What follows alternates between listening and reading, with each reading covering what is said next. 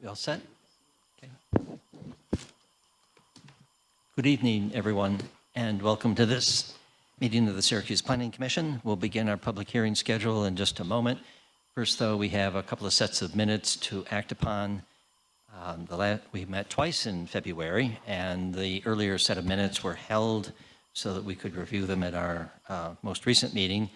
I think they are ready for action now, and then we have a second set of meeting minutes also from late February. So with that in mind, I will first ask if there's a motion for action on the February 2nd, 2026 minutes that have been distributed to the commission members. Is there a motion for action on those minutes? I'll move to approve subject to corrections. Second. Discussion on the motion before us? If not, all in favor of that motion, please indicate by saying aye. Aye. Those opposed, please say nay. Any abstentions? The February 2nd minutes are approved. We have another set, short month, but we had two meetings. February 23rd minutes have been distributed as well to the commission members. Is there a motion for action on those minutes? Move approval subject to corrections.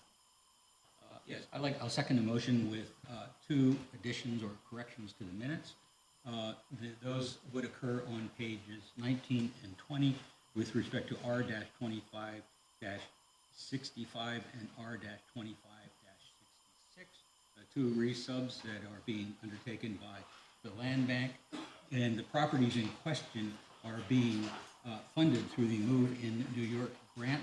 There's 52 units that are going to be funded with it, and so we're going to be continuing to see units that are being funded with this grant. I think it's useful to have the name of the grant. So if we could add them in an appropriate place. Make the motion okay with that? Yes. Good. Accepting corrections.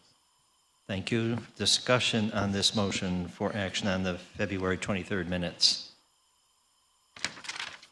If there's no discussion, all in favor of that motion, please indicate by saying aye. Aye. Aye. Those opposed, please say nay. Any abstentions? Those minutes are also approved. Let me say a word first about our process in case anyone is here for the first time. As each application is called by a member of the staff, we ask that the applicant or the representative come forward to the podium in the front of the room, provide their name, address, and then their comments for the record. Following any questions from the commission members, we will then issue an invitation to members of the public who wish to speak in favor of that application to come forward to do that, providing their name, address, and comments. Similarly, we will extend an invitation to members of the public who might want to speak in opposition to the application. We ask that all speakers contain their comments to approximately 3 minutes so that we can get through all of our public hearings and that everyone who wishes to speak has an opportunity to do that. Where comments are offered in opposition to an application, we'll encourage the applicant to return to the podium and address the comments made in opposition. So with that, we are ready to start. I just asked our staff for an update on the agenda for any last minute changes. Yes, one announcement. We have one item under old business, the first item that was postponed by the applicant. So unfortunately, anybody who's here for the 652 West Anadaga Street renovation project, that has been postponed for the time being, again, by the applicant. And we'll see if it gets back on a future meeting agenda. The applicant said they'd be back in touch with us soon. So first on the agenda, another old business item, the greenhouse manufacturing plant project. This is at 2956, 2960, and 2964 East Genesee Street, currently owned by the Greater Syracuse Property Development Corporation. This is in the MX2 zone district. There are two projects, companion pieces, a special use permit SP-25-20 and a resubdivision R-25-34. We did hear, just to tee this up a little bit for both the applicant and the board, we did hear this back last year. And just to make sure I have all the information correctly, we did not perform seeker at the time either. So the item is back before us. Thank you. So if the applicant is here, please come forward, provide your name and address, and a summary of the project that's involved here. Yes. My name is Ashok Bose, and my address is 327 Dickerson Drive North, Camillus, New York 13031. And this is the third time I am presenting my case to the board, and I thank you so much for your time.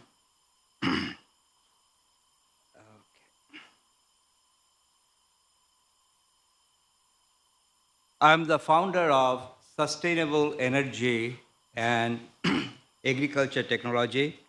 Today I am presenting our proposal to develop a 3,700 square foot smart greenhouse manufacturing facility located as 2956, 2960, and 2964 East Genesis Street in Syracuse.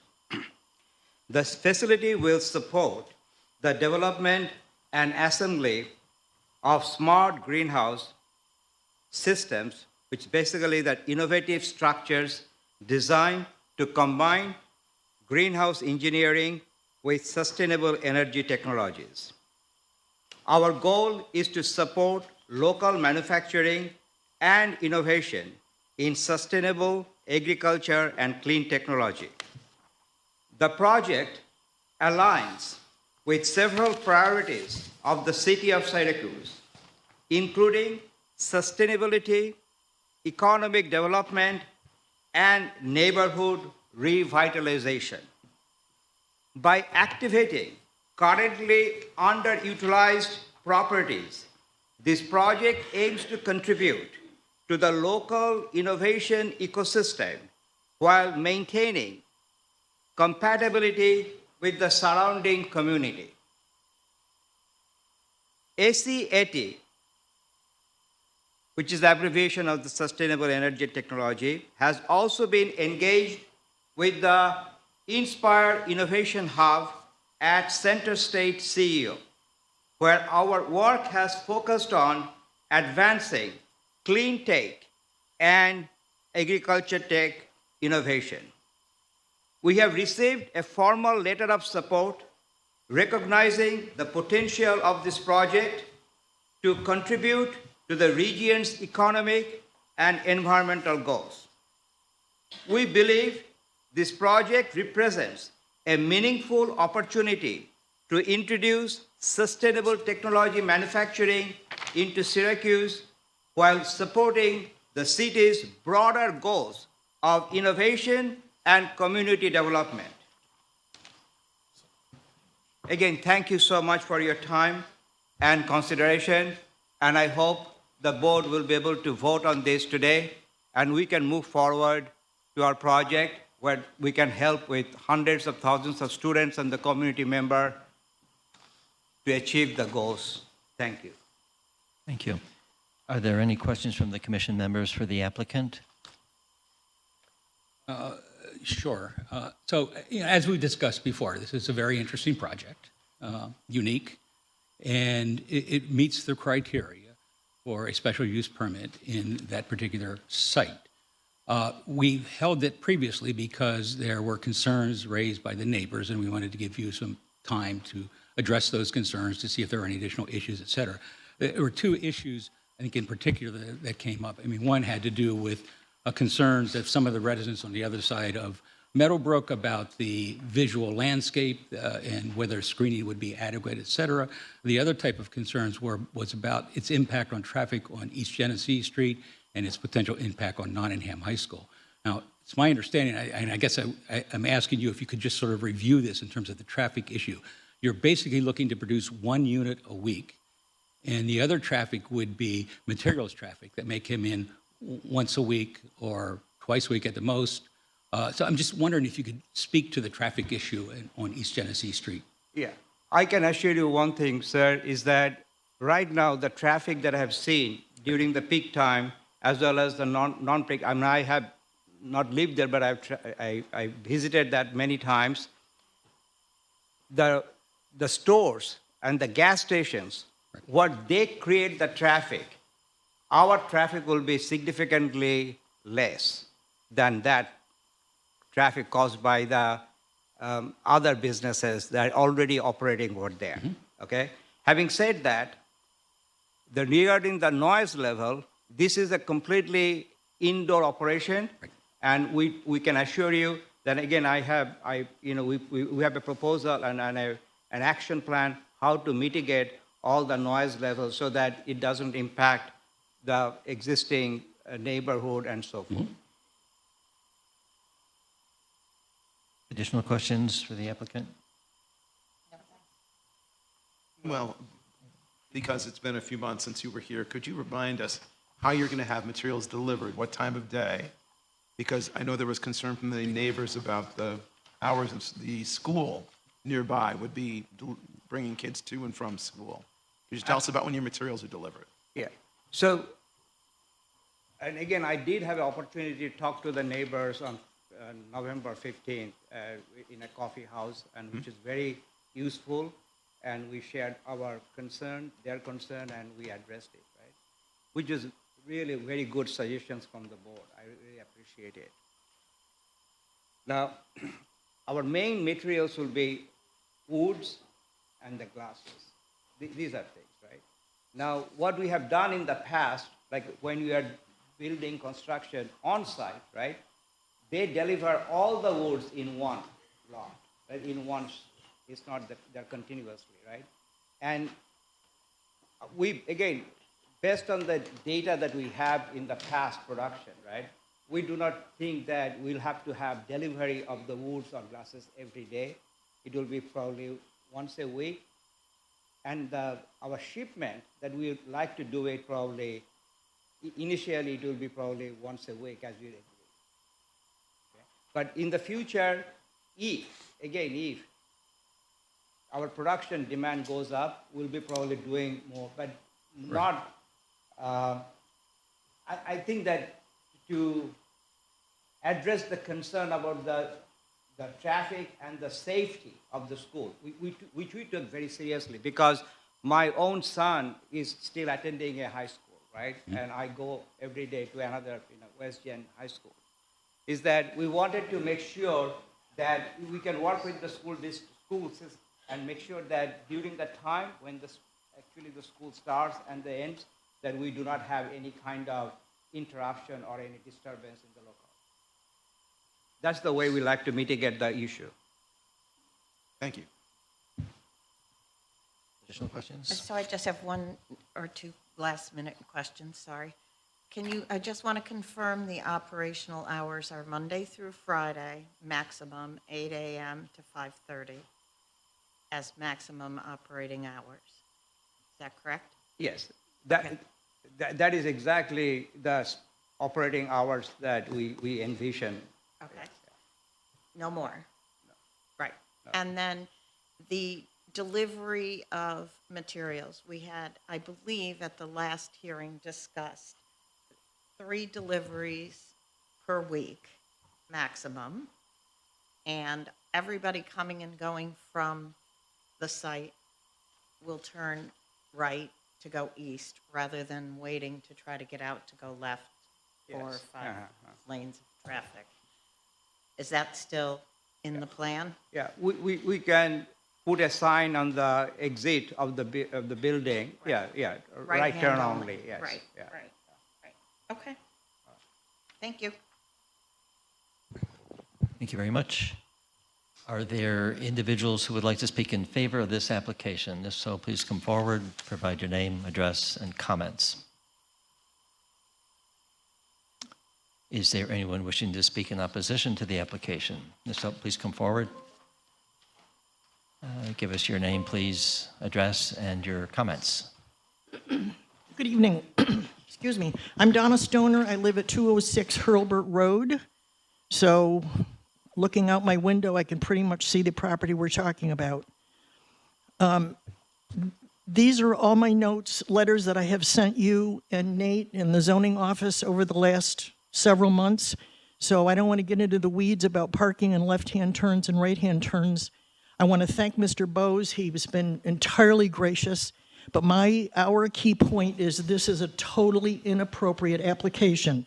And were it to be applied for today, it wouldn't make it past Nate's office.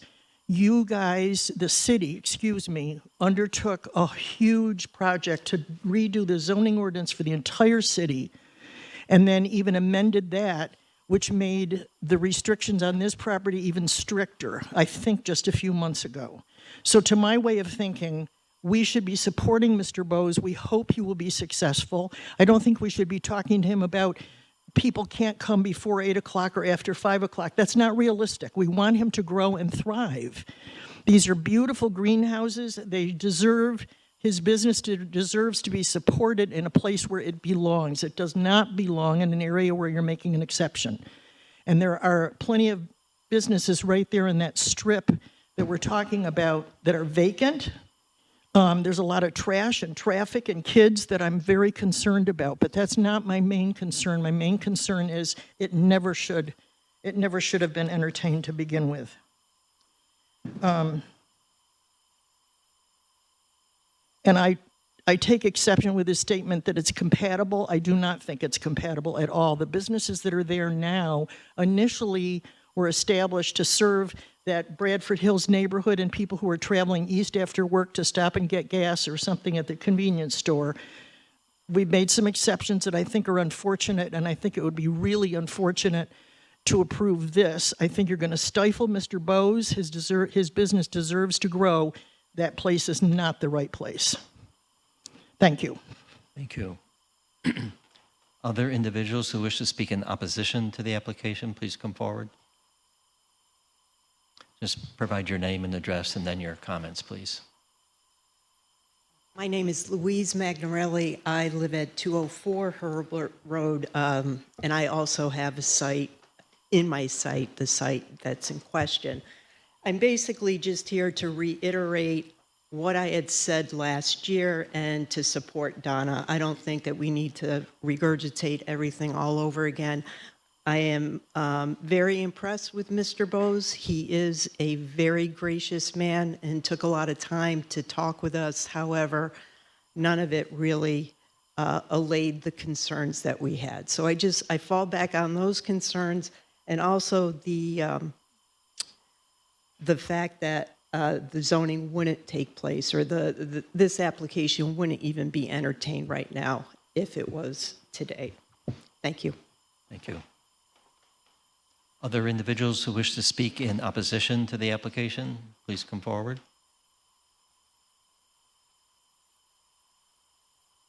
I don't see anyone else rising to speak. Mr. Bose, where are you? You have the opportunity to address the comments made in opposition, as I indicated at the outset, if you wish to do so. Okay, thank you. Then we'll close public comment on this. Turn our attention to the application. We have two-part application, the resubdivision to act upon, and the special use permit, and the seeker.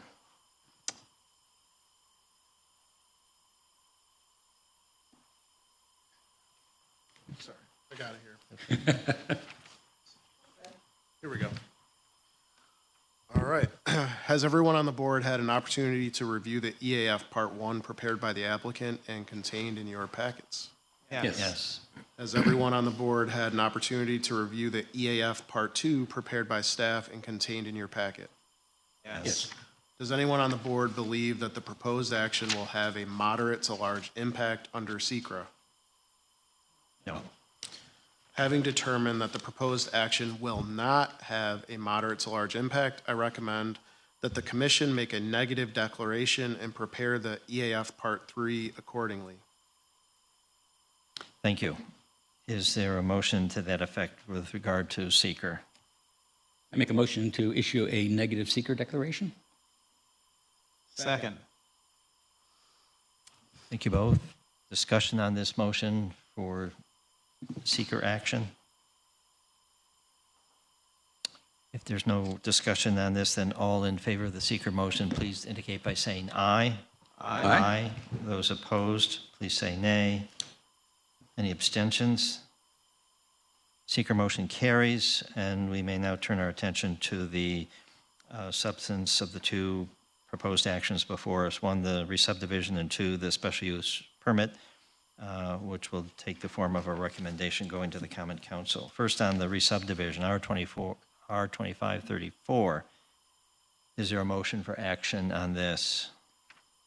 Due consideration of application, staff analysis, comments from neighbors, and the discussion during this hearing and previous hearings, I make a motion to approve application R-25-34 as presented with one condition.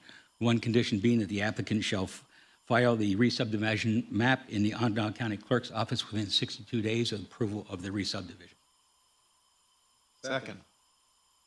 Thank you both. Discussion on this motion before us for the re-subdivision. This is R-2534. Correction on that, it should be upon special use permit approval. I'm sorry, It should be stated that it would be upon special use permit approval, just for the record. The 62 days is upon special use permit approval, Yeah, right? if and when that gets approved, that's the Right, window. Right, Understood, correct, thank you. seconder, good with that language? Good with the Correction? amendment? Yes. Okay. This additional discussion? If there is no further discussion, all in favor of that motion, please indicate by saying aye. Aye? Aye. Those opposed, please say nay. Any abstentions? That was the re-subdivision. Next comes the special use permit, SP 2520. The board's action on this, either way, will go in the form of a recommendation to the Common Council for final disposition with regard to that special use permit. Is there a motion for action on this? Yes, thank you. In consideration of the application, staff analysis, comments from the neighbors, and discussion during this hearing and previous hearings, I make a motion finding the application for SP-25-20 in compliance with the special use permit criteria in section 5.4-B7A through H, and recommend approval by the Common Council with the following 8 conditions. The first condition is the applicant shall comply with general conditions for approval of special use permit applications. And just reiterate that this is a recommendation to the Common Council for an affirmative action. So one, the application shall comply with general conditions for approval of special use permits. And then 7 additional conditions. 2, applicant, the operations shall be conducted entirely indoors. No outdoor manufacturing, material processing, or storage shall be permitted. 3, landscaping shall be installed and maintained in good condition as shown in the site plan.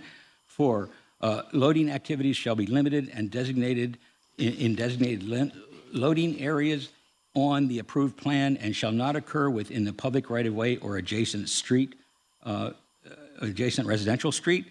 The applicant shall apply with the submitted loading and unloading operation plan, air quality control plan, and noise control plan as part of this approval. 6, the special use permit is granted solely for the proposed greenhouse manufacturing operation classified as manufacturing general land use type. Any changes to the different manufacturing use or any condition, any modification that increases the intensity of operation shall be prohibited. And 7, any modification to the approved manufacturing process, equipment, and operational intensity shall require additional zoning review and approval. And 8, the proposed business shall strictly follow the operation hours which are deemed appropriate by the City Planning Commission and the Common Council. And those last 7 conditions are important because they all refer to concerns that have expressed about the property. It's important to note that if the conditions are in violation, are violated, then the special use permit may be revoked. Thank you. Is there a second? Second. Thank you. Discussion on this motion before us. Yes. Go ahead. No, go ahead. No, you go ahead, you're the seconder. I actually had a question for staff about the intensity of the use. Since we began reviewing this in October 2025, has there been a change in the permitted use in this location? Yeah, so the prior round of amendments to the zoning code would no longer allow this at this location. But this application was complete and submitted prior to those amendments taking effect. So we have to go off the code at the time of that application. when it was deemed complete. That which- code allowed it. Yes. Okay, thank you. But to point out to Commissioner Lentz's conditions that he just read in, I believe it's number 6, which emphasizes that manufacturing general use for greenhouse manufacturing. So it's basically locking it in for that use only. Nobody else could buy it and change it to do something more elaborate or bigger without additional approvals. Thank you. It is condition 6, correct. And then staff is recommending that possibly some of the operating hours and some of the other features mentioned are added as conditions. And to note that in response to some of the comments, these things can be revised. If hours needed to be expanded, he could always come back and ask for approval. So I was going to ask the maker and the seconder to consider what would essentially be a ninth condition, which are the facility operation points from the staff report, which address the operational hours of Monday through Friday, 8 to 5:30, and the maximum number of deliveries and shipments per week. Okay, so the hours is in condition 8. Yeah. It's already mentioned. The delivery issue is not, so that would be condition 9. Okay. Well, to clarify though, I believe it says at the discretion of the planning commission. So we're adding the details that you're either going to add the explicit hours that were listed by the applicant or something different. But I think you need to detail that in the condition, the exact hours that you're approving. And then condition 8? Condition 8 is the hours approved by He the planning elaborated commission on and the hours. common council. Which are deemed appropriate. And I'm saying, we add 8 to 5:30 as our deemed appropriate? Okay. Except as a friendly amendment. Okay. Except as a friendly amendment, yes. Further discussion on this motion? If there's no further discussion, then all in favor of the motion, please indicate by saying aye. Aye. Those opposed, please say nay. Any abstentions? SP 2520 is approved as a recommendation going forward to the Common Council for final disposition. Our next application, please. All right, jumping into new business, first up is a re-subdivision R-25-46 at 100 and 106 Jean Ave, owner applicant Stephen Swart. This is in the R1 zone district. Good evening, my name is Steve Swart. I live at 106 Jean Avenue, Syracuse, New York, 13210. And the project is simple to combine the two lots that we own, they're adjacent properties. We want to build an addition across the existing lot line to add a first floor bathroom and master bedroom and bathroom for retirement years. We don't have to worry about going up and downstairs for retirement years. It's simple as that. No required extra public services, no extra buildings, just that. Questions for the applicant? I don't have any questions at this No time. questions, thank you. I just curious. There's a very small sliver at the end of your second lot. I believe it's owned by the city, am I correct? Okay. As far as I know, yes. Yeah. Okay. Yes. I just wanted to clarify that I had the right cut. Thank you for your time. Okay, thank you. I have a question, I guess, for staff, just out of curiosity.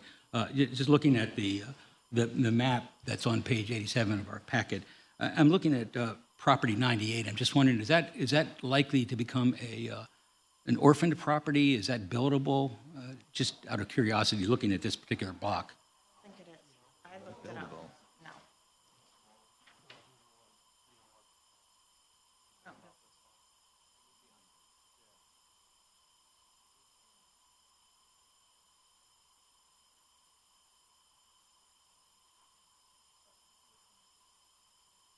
Yeah.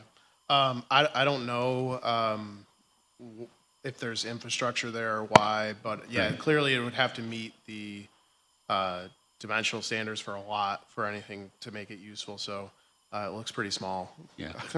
I mean, do you know anything about that lot? Who owns it or what? I think it's the city's, as far as I know. The city owns it? I may Yeah. buy it at some Okay. point, but it's just there. It's 33 feet wide by 90 feet long. There's nothing there, just Yeah. Yeah, woods. and it's kind of trees and brush.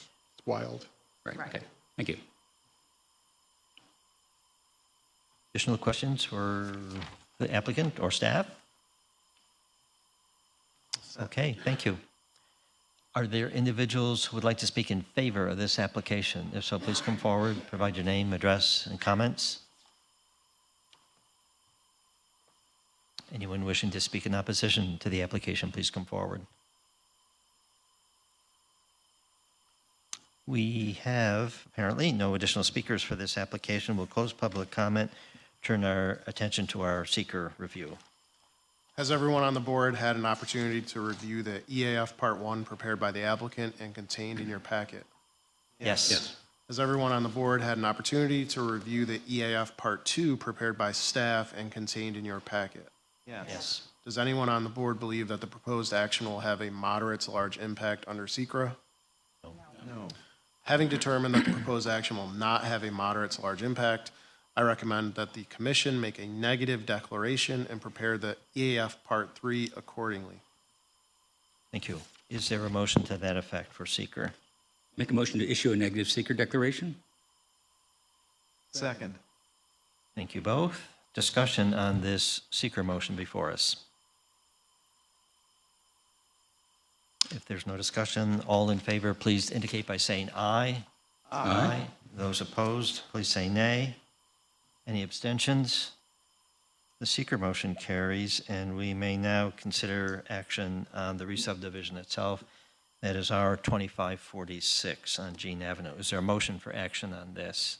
In consideration of the application, staff analysis, and the discussion during this hearing, I make a motion to approve application R-25-46 as presented with one condition being that the map of the re-subdivision needs to be filed in the Onondaga County Clerk's office within 62 days of approval in order to take effect. Second. Thank you both. Discussion on this motion for the re-subdivision? If we have no discussion, then all in favor of this motion, please indicate by saying aye. Aye. Those opposed, please say nay. Any abstentions? R-2546 is approved. We move to our next application. Another re-subdivision, R-25-69 at 1075 and 1079-81 West Anadaga Street, owner applicant, Greater Syracuse Property Development Corporation. This is in the R5 zone district. Evening, I'm Terry Luckett from the Syracuse Land Bank, 1941 South Salina Street. Here we're merging 1075 West Anadaga Street. It's a vacant, single-family house that we're going to be selling to its sale pending to an owner-occupant. The adjacent vacant lot at 1079 is a 40 by 95 foot, so almost conforming but non-conforming vacant lot. We considered reserving that lot for our Move-in New York program, but it's steeply sloped from the street and would require walls to get a driveway in there. It becomes cost prohibitive for new construction. And we thought that merging it with the vacant house would make it more attractive for sale to an owner-occupant. So, and it did. So, And you have a potential buyer, We right, do. Terry? We do. Great. What's the condition of the vacant house? A vacant house, all of our houses are a mess, Yeah, okay. but they're going to rehab them. Okay. Further questions for the applicant? Okay, thank you. Are there individuals who would like to speak in favor of this application? If so, please come forward. Anyone wishing to speak in opposition to the application, please come forward, provide your name, address, and comments. We have no additional speakers, apparently. We will close public comment and now turn our attention to the seeker review for this re-subdivision. Has everyone on the board had an opportunity to review the EAF Part 1 prepared by the applicant and contained in your packet? Yes. Has everyone on the board had an opportunity to review the EAF Part 2 prepared by staff and contained in your packet? Yes. Does anyone on the board believe that the proposed action will have a moderate to large impact under SECRA? No. No. Having determined that the proposed action will not have a moderate to large impact, I recommend that the commission make a negative declaration and prepare the EAF Part 3 accordingly. Thank you. Is there a motion to that effect for seeker? Make a motion to issue a negative seeker declaration? Second? Thank you both. Discussion on the seeker motion? If not, all in favor of this motion, please indicate by saying aye. Aye. Those opposed, please say nay. Any abstentions? Seeker motion carries for R2569, and we may now entertain a motion for action on the re-subdivision itself. Is there such a motion?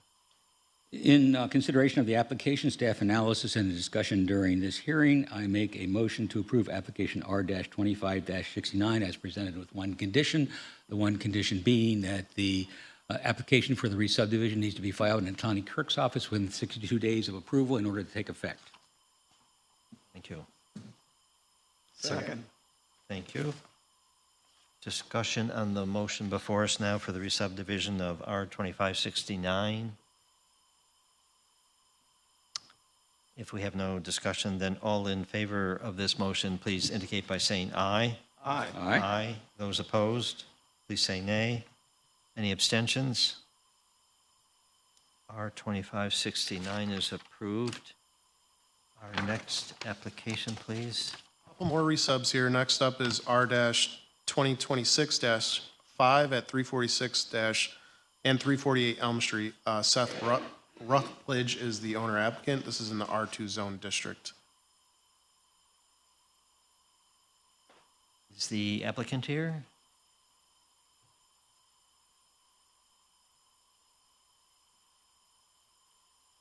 Okay, we did make contact with the owner, so perhaps they're running late. What I suggest is maybe we just move on from this. Circle back. If he Yep, gets here before we finish, sounds good. can revisit it. Let's do something different. Let's do another re-subdivision. One more resub, R-2026-6 at 205 West Kennedy Street. This is in the R2 zone district. Owner applicants Eugene Akins and Marilyn Akins. Was the applicant here? Great.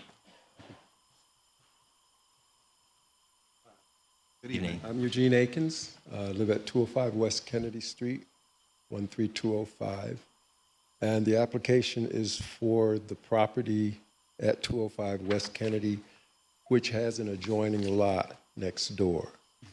And the request is for the division of that property so that the lot that the home is on can be sold separately from the lot that is adjacent and vacant. That's it. That's it. Thank you. Questions for the applicant? I'm good. Not? Then are there any individuals who would like to speak in favor of this application? If so, please come to the podium, providing your name, address, and comments. Is there anyone who wishes to speak in opposition to the application? Please come forward. I don't see anyone rising to speak. We will close public comment on this application and turn our attention now to the seeker review. Has everyone on the board had an opportunity to review the EAF Part 1 prepared by the applicant and contained in your packet? Yes. Has everyone on the board had an opportunity to review the EAF Part 2 prepared by staff and contained in your packet? Yes. Yes. Does anyone on the board believe that the proposed action will have a moderate to large impact under SECRA? No. No. Having determined that the proposed action will not have a moderate to large impact, I recommend that the commission make a negative declaration and prepare the EAF Part 3 accordingly. Thank you. Is there a motion to that effect for seeker?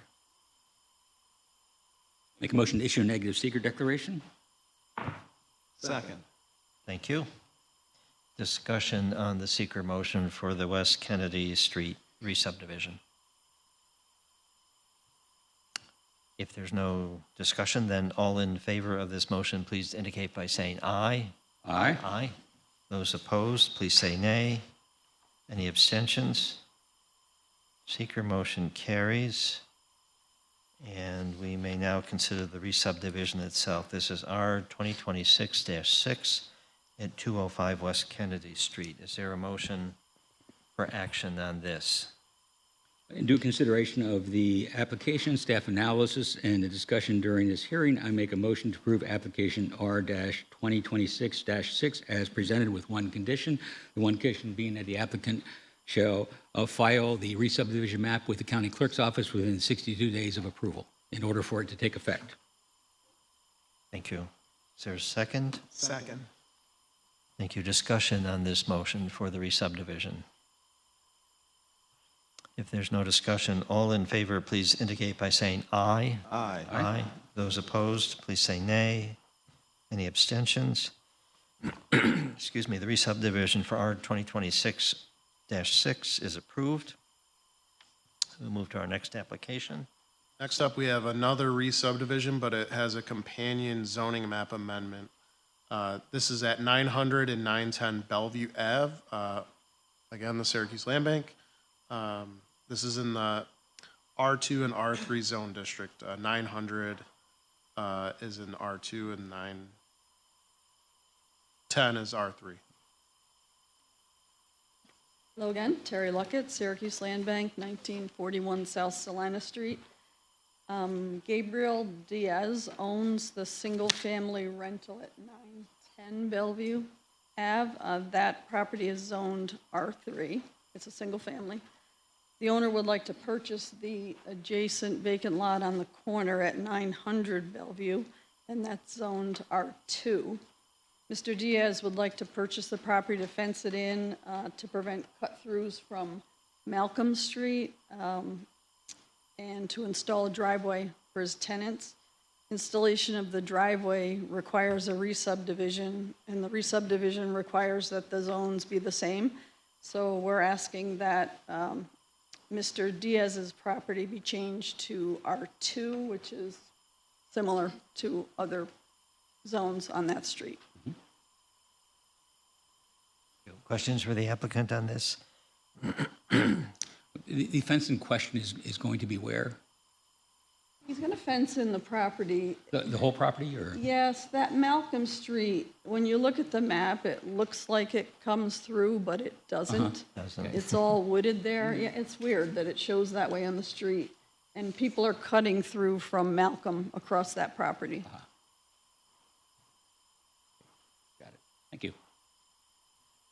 Additional questions for the applicant? All set, thank you. Okay, thank you. Are there individuals who would like to speak in favor of this application? If so, please come forward.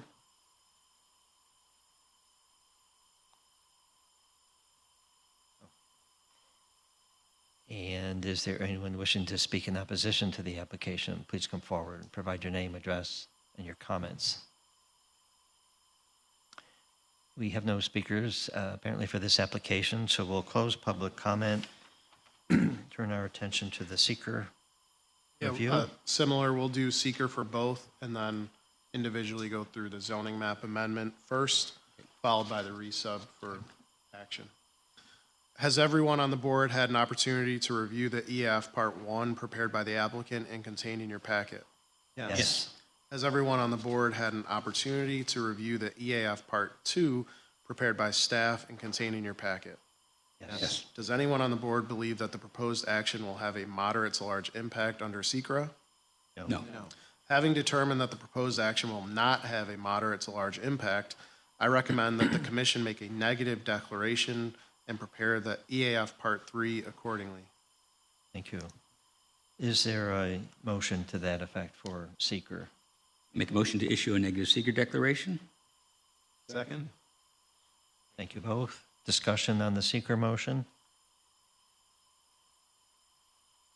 If there's no discussion, then all in favor of this motion, please indicate by saying aye. Aye. Aye. Aye. Those opposed, please say nay. Any abstentions? Seeker motion carries. And then just for clarification as well on these two additional steps, the zoning amendment will ultimately be decision for the Common Council. So Yes. our action will take the form of a recommendation to be presented to the council, and the re-subdivision would be our normal action. Yeah, and similar to a couple items ago, the resub would be contingent on the approval for the zoning map Zoning amendment, so the change. 62-day window, similar case. So with that in mind, is there a motion for action on the zoning map amendment? This is Z 2917. Yeah, in consideration of application, staff analysis, and a discussion during this hearing, I make a motion to approve application Z-2917 as presented with a recommendation to the Common Council for affirmative action and one condition, that condition being the applicant shall successfully file the map at the county clerk's office of application Z-2917 within 62 days of approval by the Common Council. Second. Thank you both. Discussion on the motion before us for the zoning map amendment. If not, all in favor of this motion, please indicate by saying aye. Aye. Those opposed, please say nay. Any abstentions? That motion carries, and that will proceed to the Common Council now for final disposition. And in related fashion, is there a motion for action upon the re-subdivision? This is R 25-67. In consideration of the application, staff analysis, and discussion during this hearing, I make a motion to approve application R-25-67 as presented with one condition, that condition being the applicant shall successfully file the re-subdivision map with the county clerk's office within 60 days of approval of the Common Council's approval of Z-29-17. What he said, second. Thank you both. Discussion on this motion. If not, all in favor of the motion, please indicate by saying aye. Aye. Aye. Those opposed, please say nay. Any abstentions? R 2567 is also approved and contingent upon the zoning map amendment change. We move on to another application. Next up is a major site plan review, MASPR-25-37. This was originally a minor site plan application that was referred by myself as the zoning administrator to this governing body for further review and for public comment. So this is at 5300-02 South Salina Street. This is in the MX1 zone district. Is the applicant here? Oh, here you are. Great. Hello, how are you guys? Good evening. Good evening. My name is Ahmed. I'm the owner of 5300-2 South Salina. I drive 7 hours to meet you guys and meet everybody. I'm an investor. I have a family in New York, Syracuse. I was driving by and I found an old building sitting for 4 years, like very bad inside, outside, grass everywhere. So we found opportunity to make a move and do more investigate about it, and we found that building, it's been approved to be a tile shop, like a tiles display, and they get the permits, but they never move on and do the business. So we own it, and we look for good tenants who will take care of the area and make the area look better, since this is my intention to have that building for.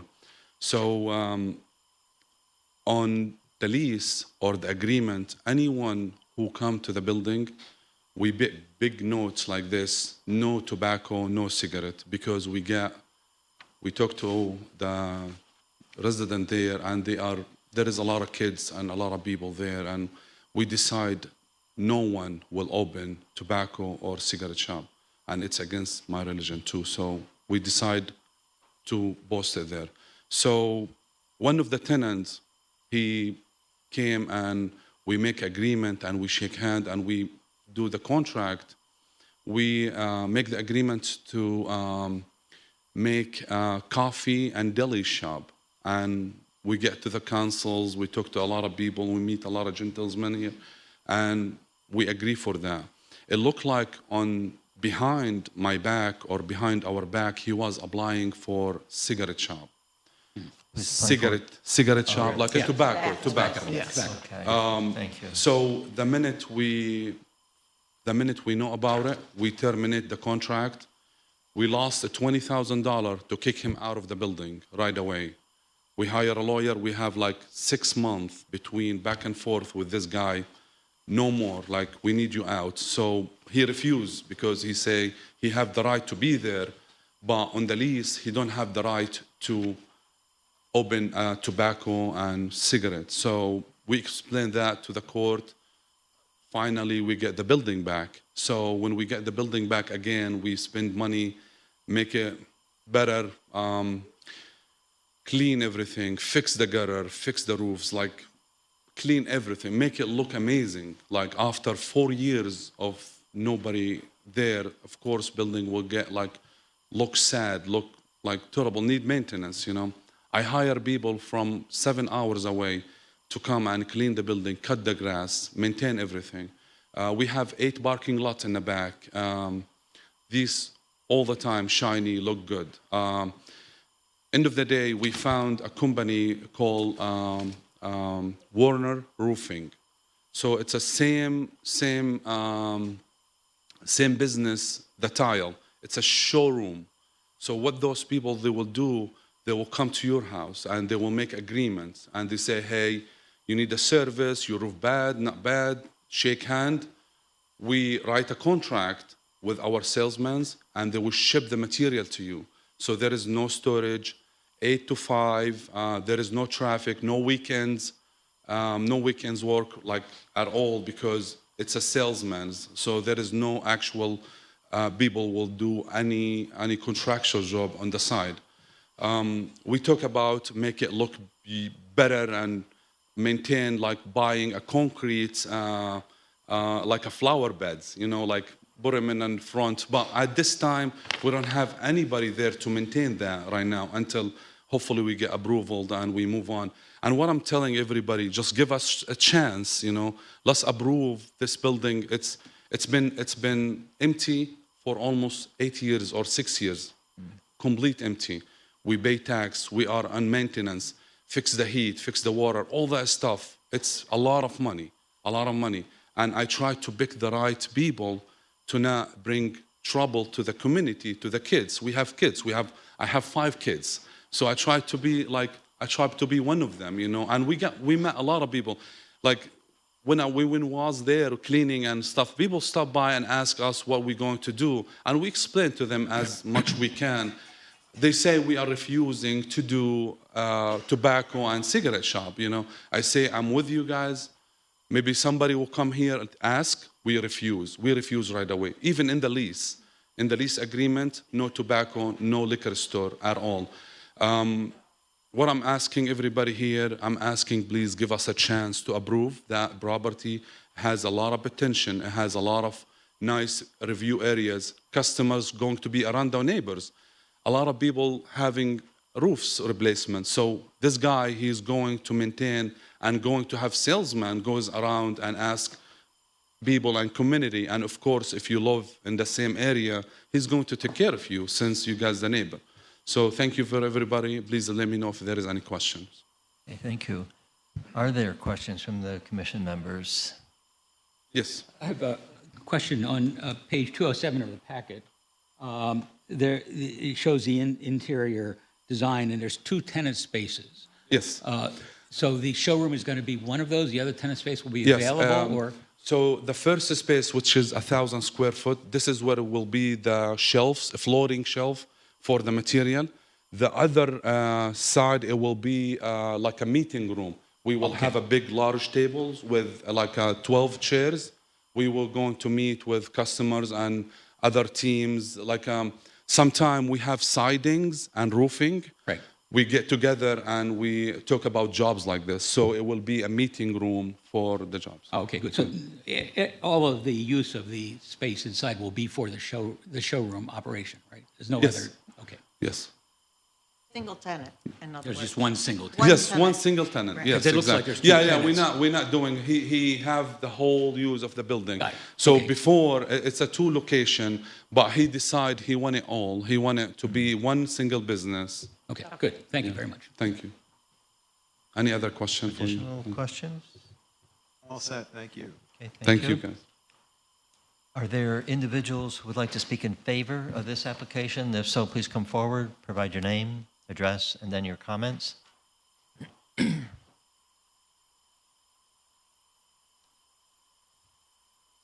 Hello, my evening. name is Majal Maliti, and I have a business downtown. It's 341 South Salina Street, so it's not too far away from the property. And I met with the business person who's gonna be putting his roofing company there, and he already has a business in Watertown and another business in Utica, and he's just looking to expand. And you know, he's seen this spot and he really loved it, how spacious it is, and it's right in the center where kind of Utica and not Utica, sorry, or Watertown and his other spot. Sorry, I'm a little nervous. And you know, I spoke with him multiple times, had multiple meetings with the neighbors too. You know, they're very nice. They always come. And we have conversations all the time. A lot of the neighbors are misinformed, and they believe that something else is going to be there, and they spread maybe misinformation when it's not. That's not the case. This person that's going to be coming and putting his business there, he's very happy. He literally said he wants to grow the community. If anyone else, needs roofing help, siding help, he'll go give them quotes for free. He'll give them everything at his cost. He said, I want to work with the community because it's going to also bring me business in the center of, where he can have meetings with people for siding, have meetings for his roofing company. So he's very excited for it. And, as time goes on, he said some neighbors will come over and they're very, they're angry with him and he doesn't know why. And when he hears their side, they believe something else. They believe that something else is going to go there that's going to damage the community. It's not going to bring up the community. It's going to damage the area around them. And, after he talks to them, they're like, oh, sorry, I didn't know that. And they apologize, and they're very excited that he's going to open there. So I'm kind of here just saying, give us a chance, or give him a chance. He's looking to help the community. Grow the community. He's not looking to damage it or affect it. I also spoke with him multiple times, and he's very excited.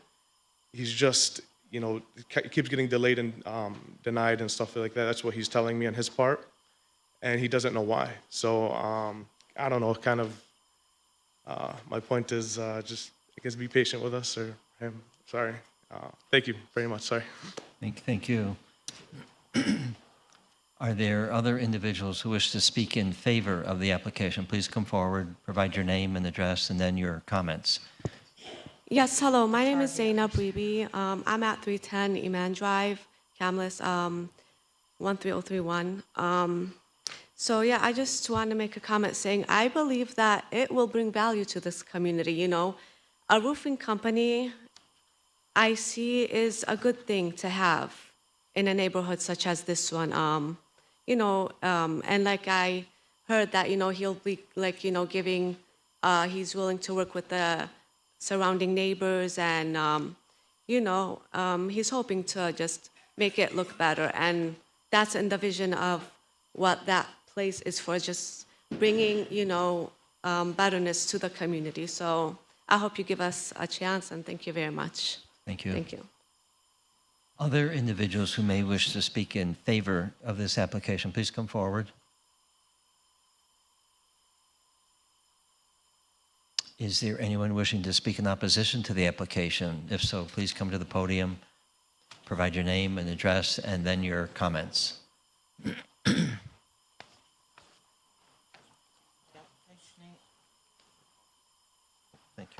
Thank you. Good evening. Lonnie Johnson of 5217 South Salina Street. So it would be nice if the person that was going to rent the place was here. That's number one. I'm under the impression that it is going to be a ruse of a place, saying that they're going to put in a roofing place or for materials or whatever, but then something else will come in after. There are 3 entrances to the building. You made mention of 2 of those places to be used for the business that's been proposed. What's the third going to be used for? 2 of the doors in space listed as tenant 2 on the screen lead into the same open area there. Okay. And then So- the first one? Yeah. I mean, he can speak to it, but, Yes. So, can I? yeah, you can go on. So, this building here, it's have 2 spaces. Space number 1, which is, let's start with here. It's about 1,200 square foot all the way. It has enter, they go to each other.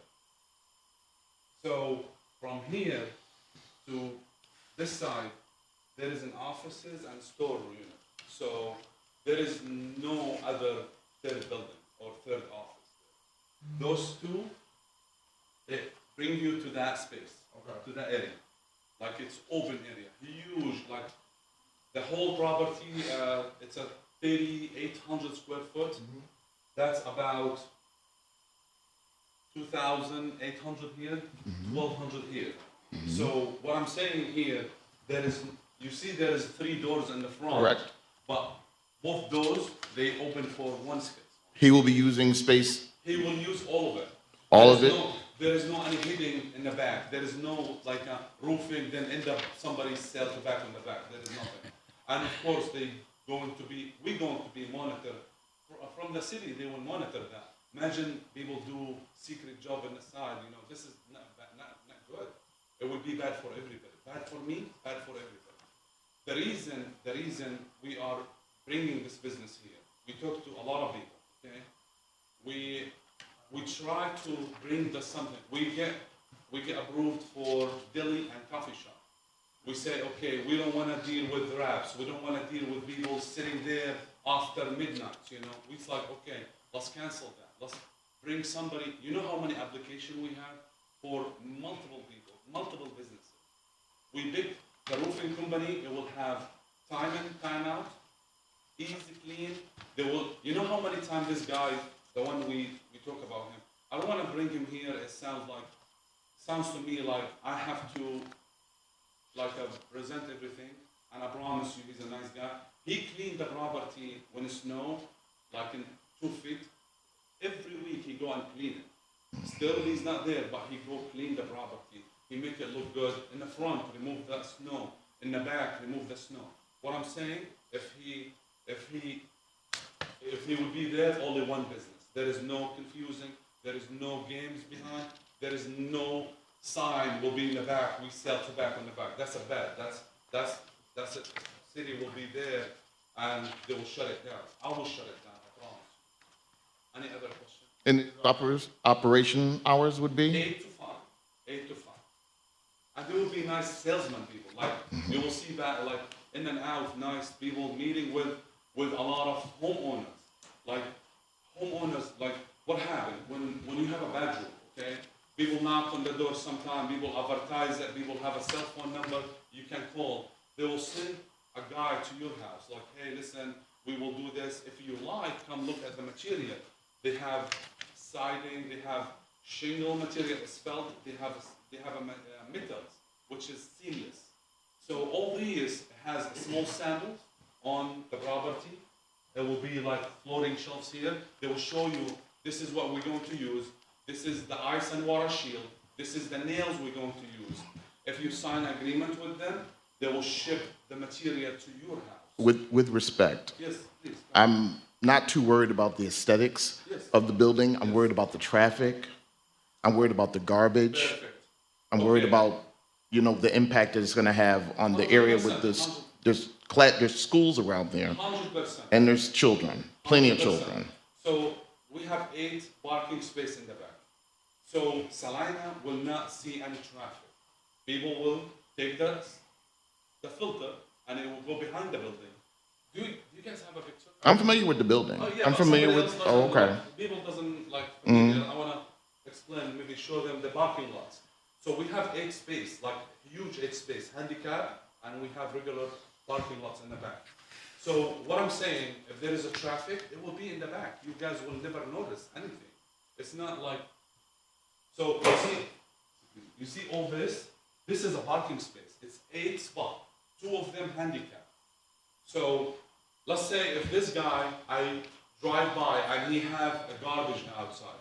This is my responsibility to coach him and say, hey, listen, I'm not allowed you to do that. And I will charge him to clean the garbage. But would you think a business owner, he invests $100,000 in this building, will throw garbage outside? I don't think so. I don't think he will, like, if he come to your side and replace your job and leave garbage behind, he should not be in the business. He should not working there. This guy, he should not have, it's been almost 15 years in this business. I look at his review, almost five-star reviews, which is very hard to get 5-star reviews because it's very hard to make everybody happy. What I'm saying, this guy, if he come to your house and found garbage behind his job, why you hire him again? So he lose business. Somebody will say this in the review, hey sir, you left the garbage behind you. Or you have a property, $500,000, you leave a garbage in the front. But this is also the city. City almost every day drive by. If they see something, they will notify us. They will put violation on this guy. We skip one day cutting grass. I have a contractor who go cut the grass. We skip almost 1 week. Like, they come every week.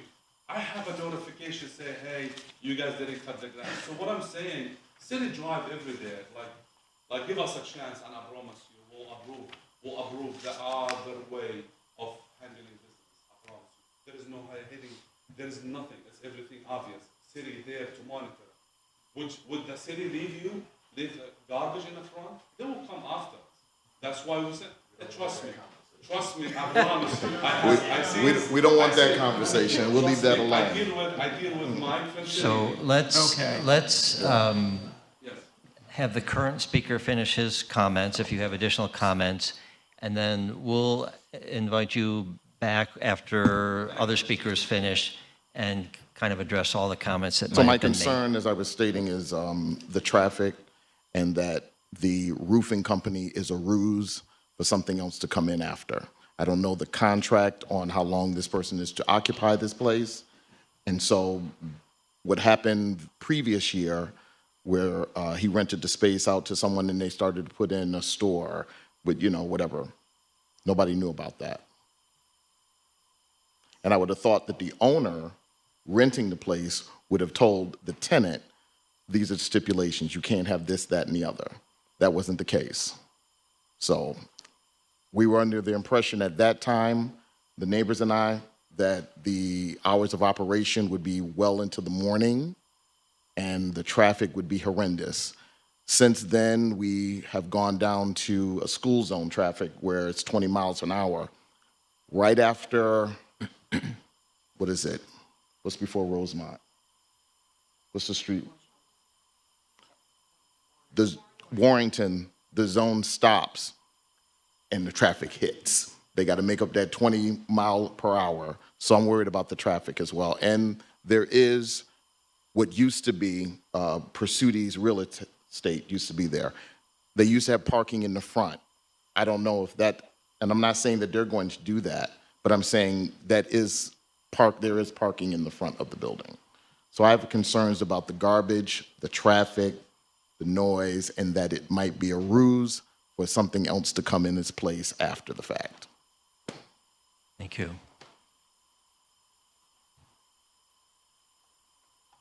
How you doing? My name's Derek Dunford. I've lived in the Valley for over 50 years. I own 24 properties down in the Valley. I own 2 properties directly behind this property. The only question I have, how long have you owned this property? 4 years. Okay, so 4 years. The amount of grass there's not even 10 square feet. It's barely cut. The property has been, we went through this with COVID. We had the Zoom call for something else going in there. This thing's been talked about putting the Cat Coalition in there. It's talk about a grocery store, a mini mart, a couple, coffee shop. None of these things kind of come through. It's been turned down before. But the biggest problem I have is we're trying to keep the mini mart situation. There's 7 mini marts type, whether it's Hess Mart, Green Hills, Dollar General, gas stations. There's 7 in 1 square mile. I know that's not what he's talking about, but they weren't talking about that before. It was going to be the coffee shop and a bookstore of some type. Nothing ever happened with it. It's not like any of us are paying attention every day to see what's going on. All of a sudden, there's construction going on. I know the neighbors. Everybody called the city. They shut them down. I feel like if we're not watching this, something's going to go on there. They had coolers in there. They were ready to roll up. I don't know if it was him or his tenant or whatever. I'm not hearing a roofing company name. I don't know any reputable. It's very vague. It's not had a great, honest situation. Out-of-state landlord originally, maybe. I'm not sure. Doesn't know the history. Pizzuti Real Estate was in there for many, many years. She's just gone about 20 years ago, not 50, 60, 80 years ago. This property was a meat market. It was a Zenith TV store, if you remember those days. But I don't have a problem with something going in there. I don't like it being a vacant property, so I don't want to just be a nothing can go in there type of person. I've been in construction my whole life, owned a painting company for 36 years. You need dumpsters. Maybe they're not working out of there. Maybe they are. I'm not getting clarity there. Showroom, I don't know, sounds kind of weird. I would be digging deeper. The property out front, I like what he says about, okay, we're not going to park out front. Right now, it's a parking lot. It is not a deep parking lot. If you park there, I run down that street every other day, I should say. But if I'm on the sidewalk, I'm going to be pushed out into the road. It should probably be ripped up, done something different so there's a sidewalk there and grass, pavers, whatever, where it's not a parking area. But as a guy who owns a property on the side street, which is Rosemont, I'm not dying to see, is there going to be dump trucks? Is there going to be construction trucks? Is it going to be a dumpster removal back there? I don't know. So those would be concerns for tenants of mine that are in the neighborhood. I know it's concerns for others in the neighborhood. So I just, transparency is everything. If you're, I get it. He bought a property. Sounds like, I wouldn't have bought, I looked at buying that property after Pizzuti. I did not because it was very vague on kind of what could go in there. Not sure exactly what it currently sits with, whether it's just residential or it's, like Pizzuti when she was selling it, she snuck 2 apartments in there and she got shut down. So I know it's an oddball deal, but it's kind of got to be the right thing. Coffee shop would have been great. Bookstore would have been great. Maybe a lawyer's office, something quiet like that. If it's a showroom, I personally don't have a problem with it, but is it really going to be a showroom? I don't see a lot of roofing companies or any other construction companies dying to go into a very quiet residential neighborhood at the end of the city. I know a lot of guys in that business, they're going to be on Erie Boulevard. They're going to be in kind of more industrial type settings. Not say it couldn't happen. And I know he wants to rent it out, and I don't blame him. I feel bad for, if he's invested this money, he's not getting it rented out. But that's where you got to do your due diligence and make sure you're going to buy something that that works for that property. That's all. Thank you. Other individuals wishing to speak in opposition, please. Why don't we have everybody start lining up? Yeah, maybe line up and one after. My name is George Matthews. I live at 711 West Seneca Turnpike. I'm a 45-year resident of the South Valley neighborhood, and I'm here to say that a showroom for a roofing business does not belong and does not benefit the South Valley neighborhood. It would be more suitably located in a strip mall in a commercial neighborhood.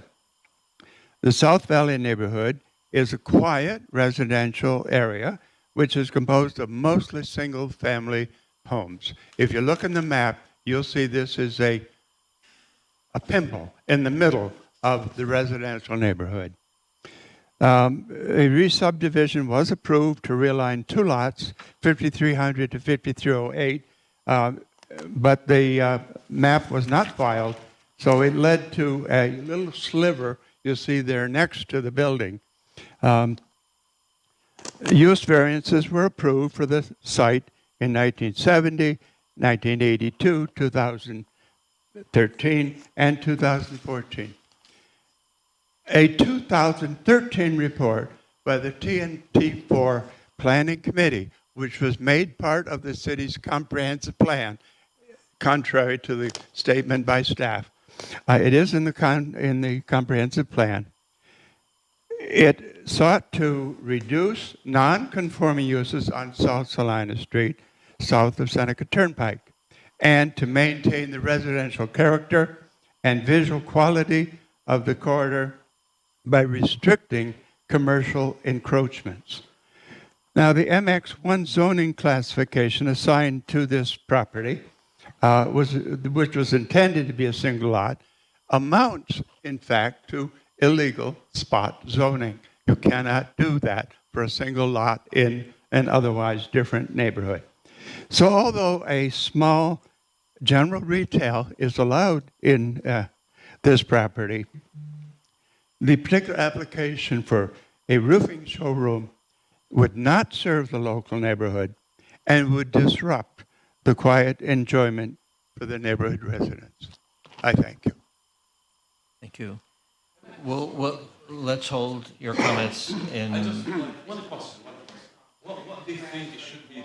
Like, if it's not a roofing company, and the problem, every time we are there, they call the city and they call the cops on us, even when we do small maintenance. Okay, so we're going to proceed with the hearing and invite other speakers, and then when this group of speakers finishes, there'll be an opportunity for you to address. Sir? Real quick, sorry to interrupt. Just as a reminder, we are going to time this since it seems we have a number of people that want to speak. Politely, if you hear the timer go off, please wrap up your comments quickly. Thank you. Hi, my name's Steve Chappello. I live at 200 Brampton Road. I've been in the president for 28 years. I guess my biggest concern with the property has been the trash around the place. And I also have a question for you. What's this on the building? What's this on the building? That's what we do. What is it? What is it, though? What is this? No, this right here. Oh, this is a sign, empty sign. Now, if you got approval to put that sign up? Sir, just if you'd address the commission, please. Okay. Yeah. Now, does he have permission to put this sign up? Can we see what you have, Yes. please? So I can speak to it. The existing, Okay, Jake can answer you about the the signs. existing sign frame has been there. That's not there. I didn't see that today. You're saying that's there right now on the site? There's a picture of the place. See it yesterday? Did you see it? No. There's a white. All right, we have to have a record.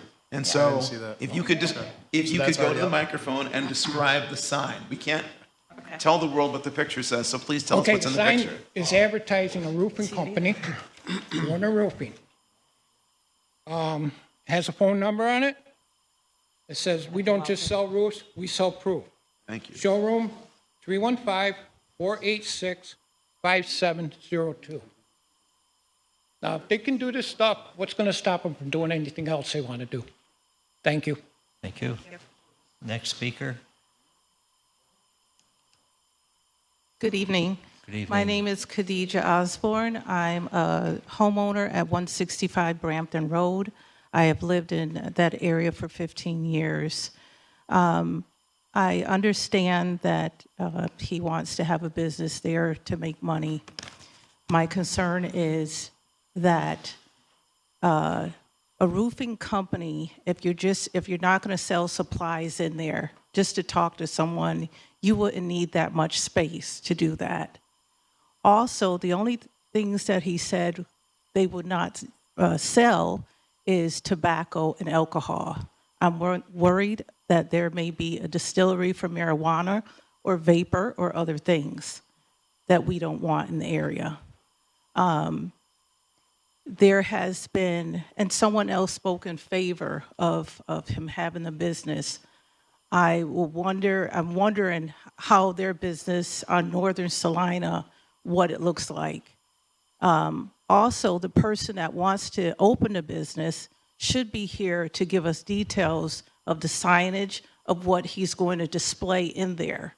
We want to maintain our community in the South Valley. We want to keep it clean, and we don't want a lot of traffic, other businesses that just don't sit with most of the residents in that area. Thank you. Thank you. Next speaker. Taylor Bursavoy. I live at 111 Harding, which is like right across the street from the site. We've been there for about 8 years. My husband, my son, and I. Concerns are, noise. Trash is already blown from the property into my front yard. I have tons of pictures. And right now there's so much traffic that still pulls through there. I don't know if it's specifically in regards to him, but the neighboring house, and there's always tons of kids that are sitting out front to catch the bus in the morning, and it's a quiet neighborhood. And the last several months, since we found out things have flopped, exactly what's going on there. My biggest concern is, something that's not going to disrupt the neighborhood, the community. There's a school, hundreds of feet away. We're a quiet community. We don't bug each other. So that's my biggest concern is trash, traffic, noise. So thank you. Thank you. Thank you. My name is Margaret O'Hara, 5209 South Salina Street. I go by Peg. My mom and dad bought the house at 5209 in summer of 1974. I bought the house from my mom's estate back in 2007, 2008. So someone in the O'Hara family has lived in that house since 1974. In fact, my brother Kevin worked for the city from, until he had to retire 7 years ago. My concern is more of the safety of the neighborhood, because when Ms. Minor was the mayor here in Syracuse, she put in bike lanes so that Salina Street, instead of being 4 lanes wide in that particular area, is 3 lanes wide with bike lanes on each side. There's a bike lane in front of this particular building.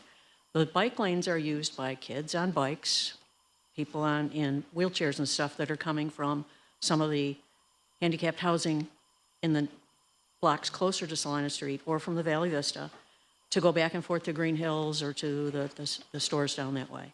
And then they come back up our way. The road is not always able to be well maintained.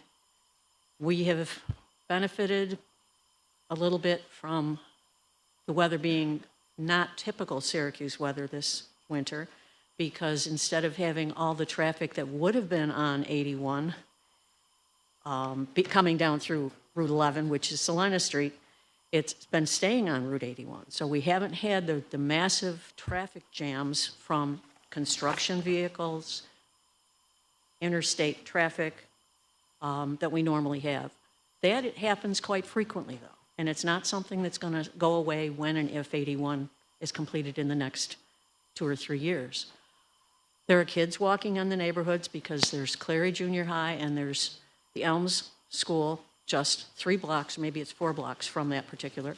There's Meacham School, where I know most of the kids are bused, but some of them are walkers.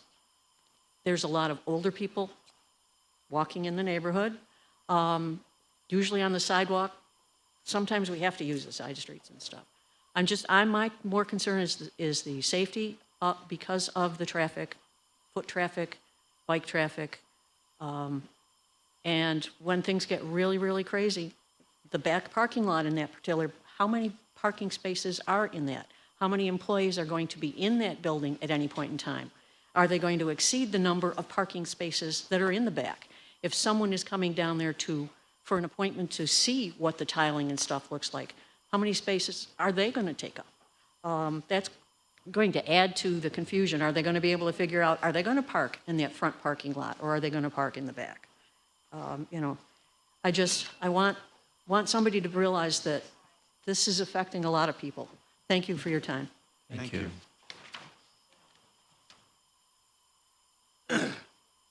Good evening. My name's Greg Halleck. I grew up in the Valley my whole life, 65 years, born and raised down there. There's some fine points brought up tonight. Nothing against you. I'm sure all of us would like to see small businesses work and everybody started out as a small business and wants to try. Obviously, there are some problems with the building that you have purchased and tried to have a couple of tenants in there. People have addressed that tonight, and I'm sure there's going to be more things addressed. And there's been some fine points brought up by good and bad in this room. One of them that I learned that this gentleman brought up is that this building sits in a corridor. It's the only building from Seneca Turnpike to the city line of a commercial type structure. And he's brought up that evidently this building shouldn't even be built. And Mr. Dunford brought up that it's been some wacky zoning or whatever, even what he tried to do. My concern is that the woman that just brought up is Salina Street. As you see with properties like this, it's supposed to be one lane on each side. At one time, it was a 4-lane road, which was crazy. The city helped out on that. Now, if I can approach the sign real quick, the picture, this parcel in front here is wide open to the street. Of the whole time it's been there. There's no sidewalk, which is evidently required in the city now. There's no curbing on this at all. Now, the gentleman here says, you know, everybody's going to park in back, but this is a wide open lot right now, and cars have been using it for years. So if you get a couple cars in the front of this, then they want to pull out. You get people here on Salina Street. Careful. The same principle, once again, we're going back to safety on Salina Street. And I felt over the years, maybe the city should have helped out here and put curbing and change this so it doesn't look like people could park in the front and cause more trouble.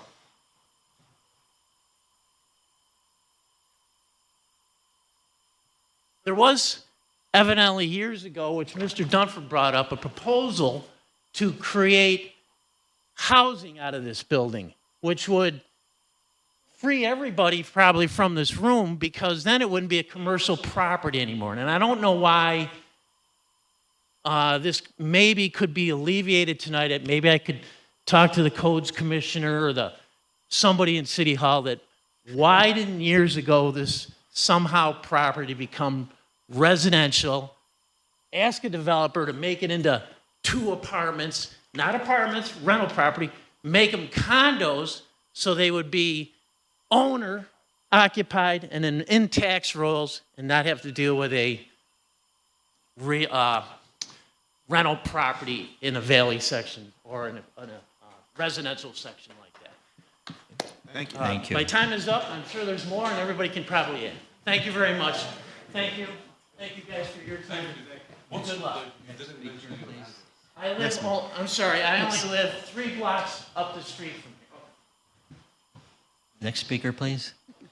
Hi, my name is Margaret Johnson. I live at 5226 South Salina Street, directly on the corner, directly across the street from the building he is talking about.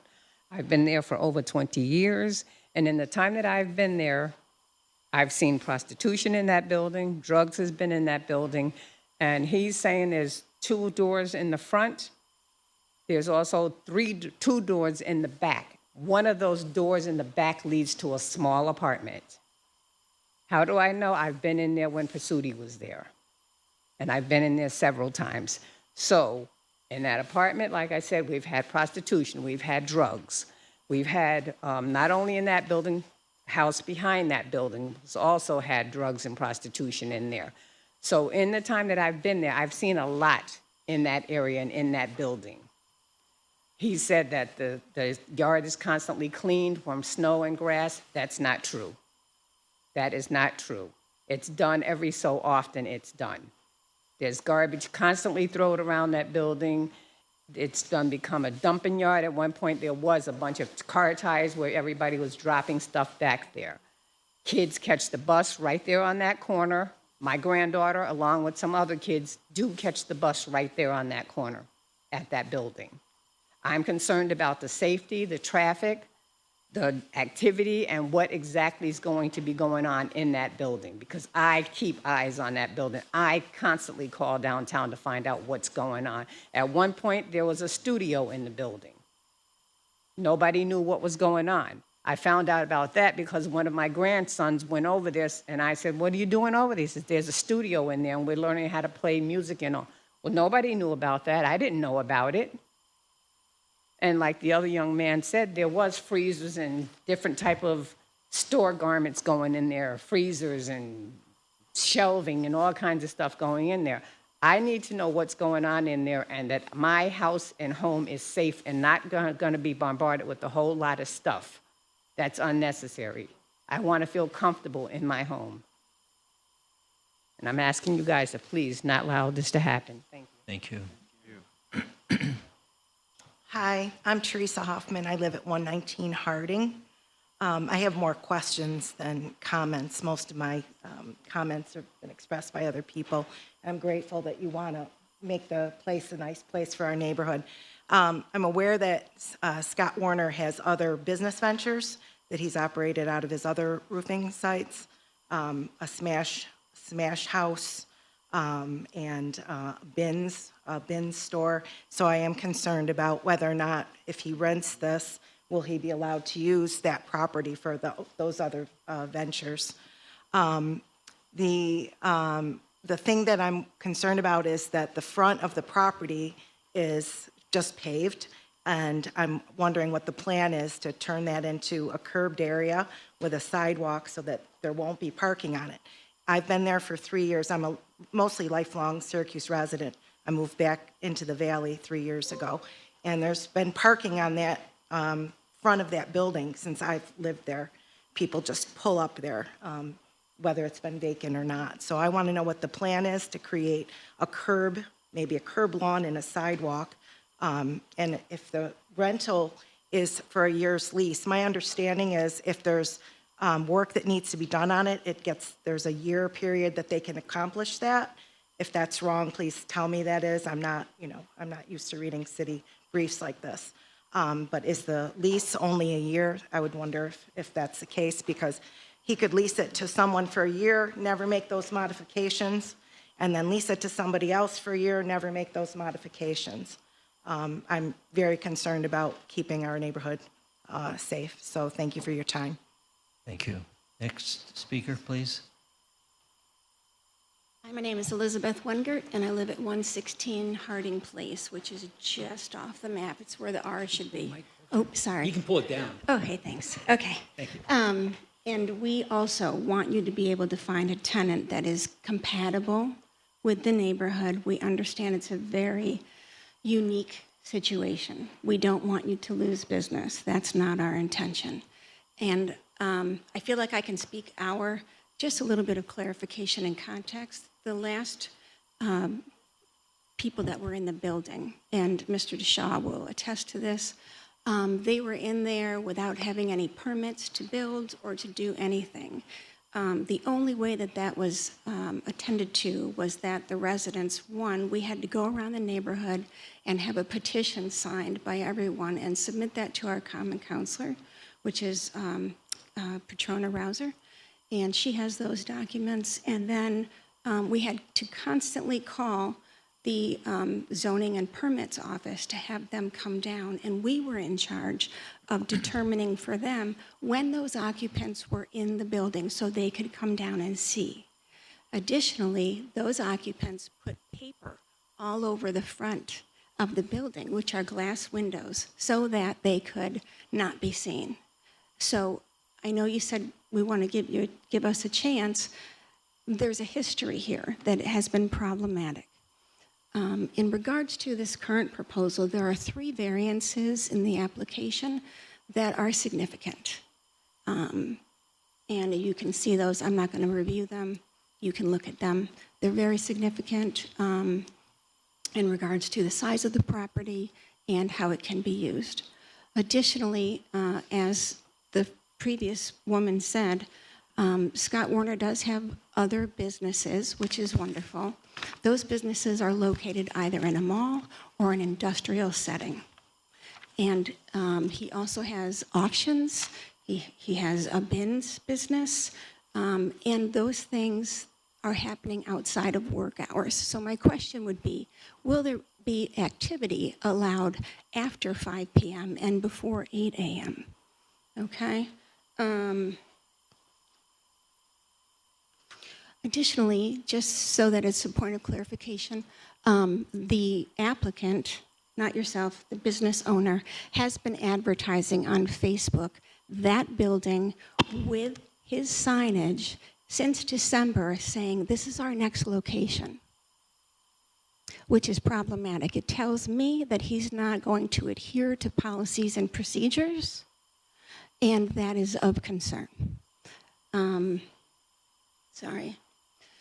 Would like some clarification in regards to, will there be tractor trailer deliveries? Will the deliveries be limited to proposed business hours? Will there be outdoor storage of roofing materials? Will there be overnight parking for contractors? Will there be permanent curbing? And I apologize, this is a, okay, I'm gonna leave it there. Thank you for your time, and we do want to support you. Are there other individuals who wish to speak in opposition to the application? If so, please come to the podium, provide your name and address and your comments. I see no one else rising to speak. As noted at the outset, the applicant has an opportunity to address some of the comments made in opposition, so the microphone is yours if you choose to do so. Thank you, everybody. Thank you very much. So, in the past, we know there is history, but moving from tile showroom to unknowing business, it wasn't on our control. So we write agreements with somebody who promised to use the building for a coffee and deli shop. We have everything set up with him, so we know the process to go through and apply and all that stuff. During that time, yes, there is paper on the window where he go and clean and buy equipment. So we know, we talk to the city and we make sure his business are going to be approved. They say everything good. It look like he have the right to be there with coffee and deli shop. So we agree for that. Behind the scene, I don't know what he's doing. There is no secret room for prosecuting. There is nothing like that. Also, we have the city, all the city employee, they walk there and they do phone, like they take a phone pictures for all the constructions there. There is nothing happens behind anybody back. The city know everything happened. We have a visit from all the inspections. They come and take a picture. There is no hidden room there. It's Mr. Bell.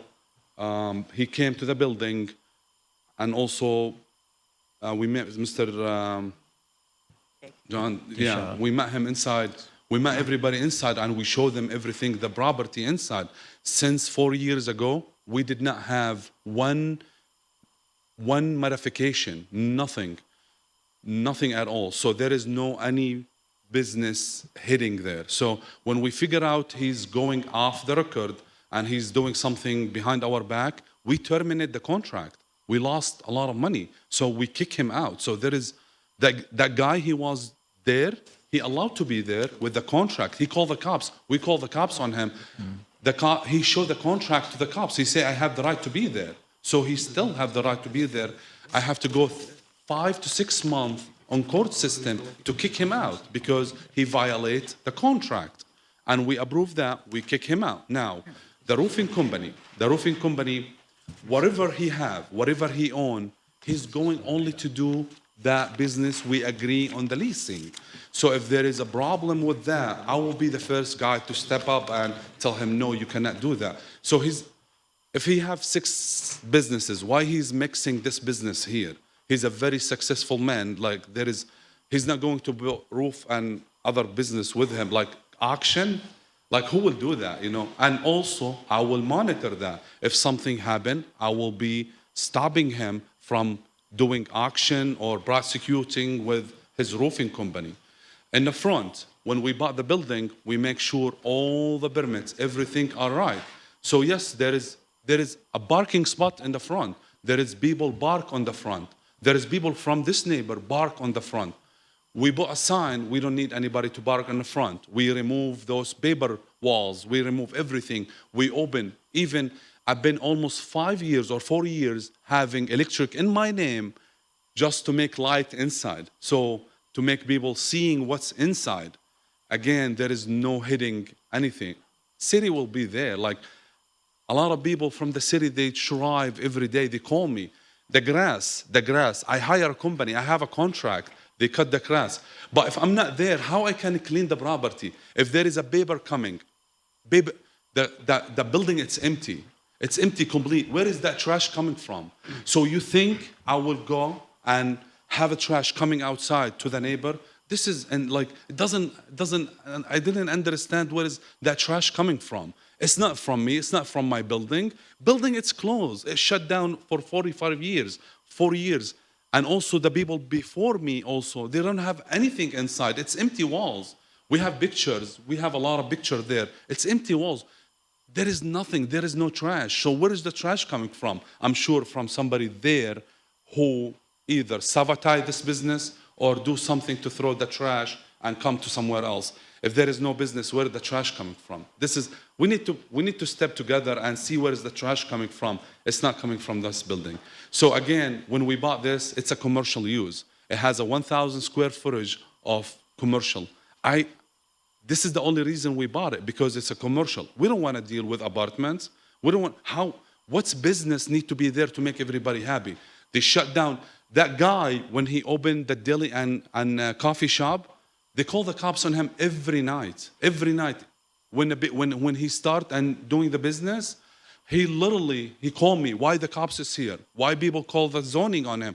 They shut down and they shut him down during his cleaning, during his painting. They shut him down and they say, hey, there is a big violation on the wood door. You're not allowed to be there.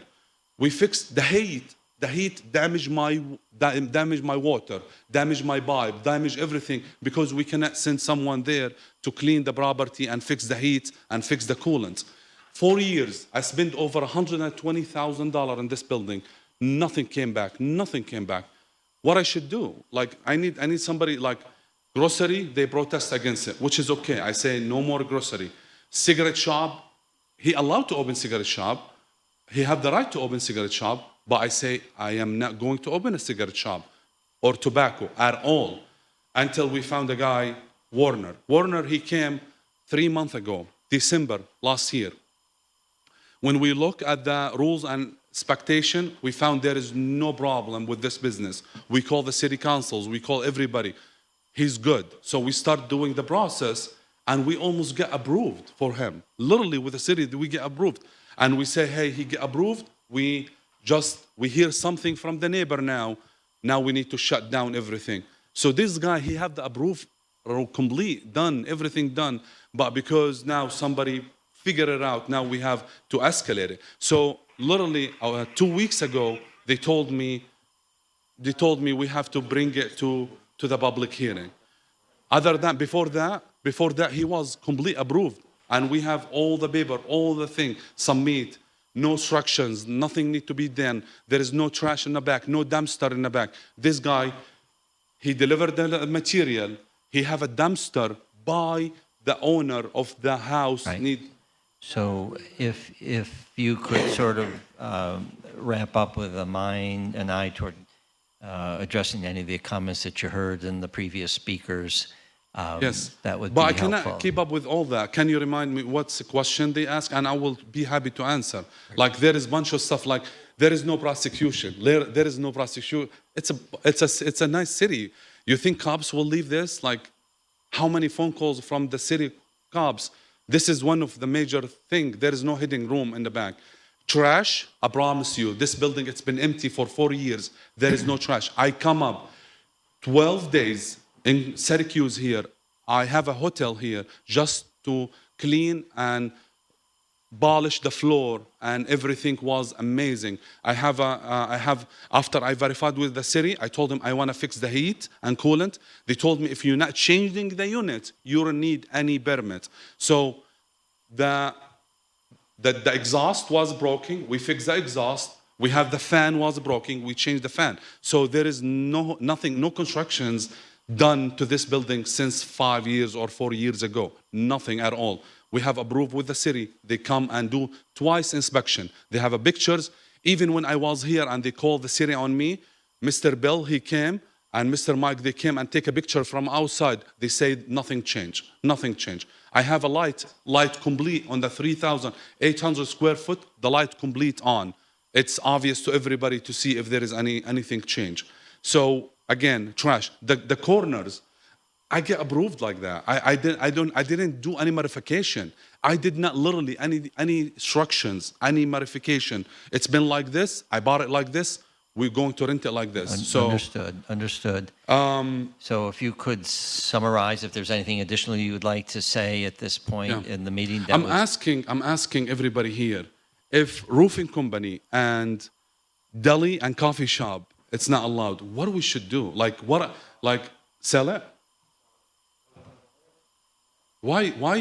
Like, so if it's $500,000 here. Wait. Yeah, this is just a minute. insulting. Why do Sir, you want me to sell it? Sir, just a minute. So the purpose of this exchange is to help inform the commission. So we've heard from members of the public who had concerns. We heard from some members of the public who were in favor. And this is your opportunity to address any of the comments made in opposition, to help inform the commission so that when we get to the point where there's a decision to be made, we're working with information from the community. So would not be appropriate to poll the audience tonight. So just share your comments with us, your insights. But if you could do that in the next few minutes to kind of wrap up, so we still have some additional items to deal with tonight. Beyond this application. What I'm saying to everybody, thank you very much again. I'm sorry, I apologize if this is the first time for me. I wasn't expecting like different thought here. So the Warner company, we have a lease, 5 years lease agreement. It's not 1 year, it's not 2, 5 years. This guy, he signed agreement with almost $200,000 agreement to keep the property, maintain it, and make the property look good. If he do something else, I will be monitor that. My nephew, my family live 13 minutes away from him. His store live 2 minutes away from him. So every day we are here, every day we drive around and we see if the property good. We came, we cleaned the gutter, we cleaned the roof, there is a lot of trash, people in the neighbor, because it's empty property, they dump trash. I hire a company, they came and collect all the trash in the 8 parking spot.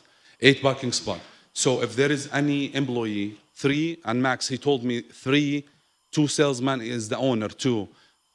And there is 5 parking spot empty. If there is another 2, 3 customers, there is another 2, 3 empty parking spot. So he's having very nice parking spot, enough for everybody if he have a full business day. There is no material going to be inside. It's everything shipped to the building need to be done, like from Home Depot, from Lowe's, shipped direct. There is no garbage coming back. There is no dumpster sitting. He have a warehouse full of big equipments, dumpsters, all those. He have a own warehouse. It's cheaper to keep them on that warehouse to do his business. He have a schedule, like a very high lift. He cannot keep it on the property. Right. He have a storage unit. So all this, we talked to him about it. We agree. In the back, there is a small, like literally 4-inch by 50 grass.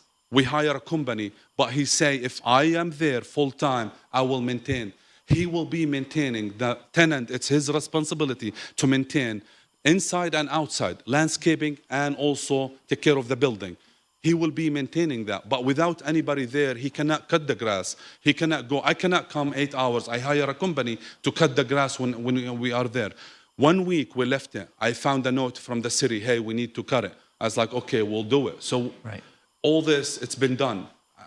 The school buses, I don't know if the school buses should be there or not there. I cannot control that. If everybody send the school kids there and say, hey, go there and have a school bus, I cannot make this decision if the kids should be having a parking spot there for the kids' schooling.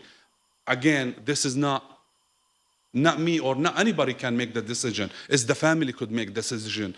The family who send the kids to school, they could say, hey, this is not zoning for pickup and dropping. We need some other zone to send. There is no tobacco. There is no at all marijuana.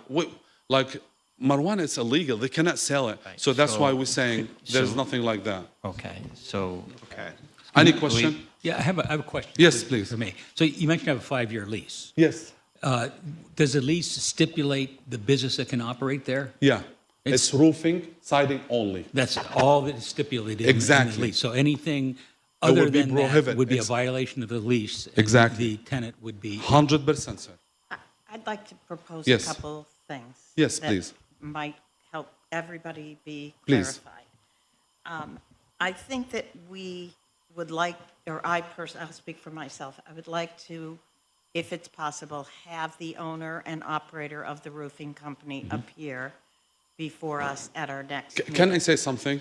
You can. So put your feet in my shoes. If I bring the owner here with all this hitting, like, what do you think he will have? He will have the commitment to be there and help the community if everybody against him? This is the only reason I didn't bring him here. Because again, whatever happened, let's say I bring X-Man and the X-Man I understand what you're saying, but let me But- say this. yes. You're making a commitment for him that he will maintain the property Yes. for the neighbors. There I is a understand. contract. I understand. Yeah. For the neighbors. Yes. The neighbors have, in the past, Uh-huh. had some experience that it didn't work out, even with a contract, Mm-hmm. the way that they thought it would work out. Therefore, I think having Mr. Warner here to assure everybody, this is my business, this is my business model. I don't plan to operate any other business here. I don't intend to sell or truck in material on the weekends, et cetera, whatever the discussion Okay. centers It's a on. good, thank you very much. It's a good question. I will just hear me So, out. Yeah. Let me just finish, Yes, and please. then you don't have to answer Yes. tonight if you aren't prepared, if you want to think about it. I think also that you should meet with the staff and work on a site plan for the property. And the site plan will include the parking spaces, some detail, some comments are there are 8 spaces in the back, some But there we are already did that. 7, some there are 6. But there's comments in the staff report that those spaces are not properly striped or marked. Can we have a picture? Yeah, we so submitted. if I can add to that, Yes. please.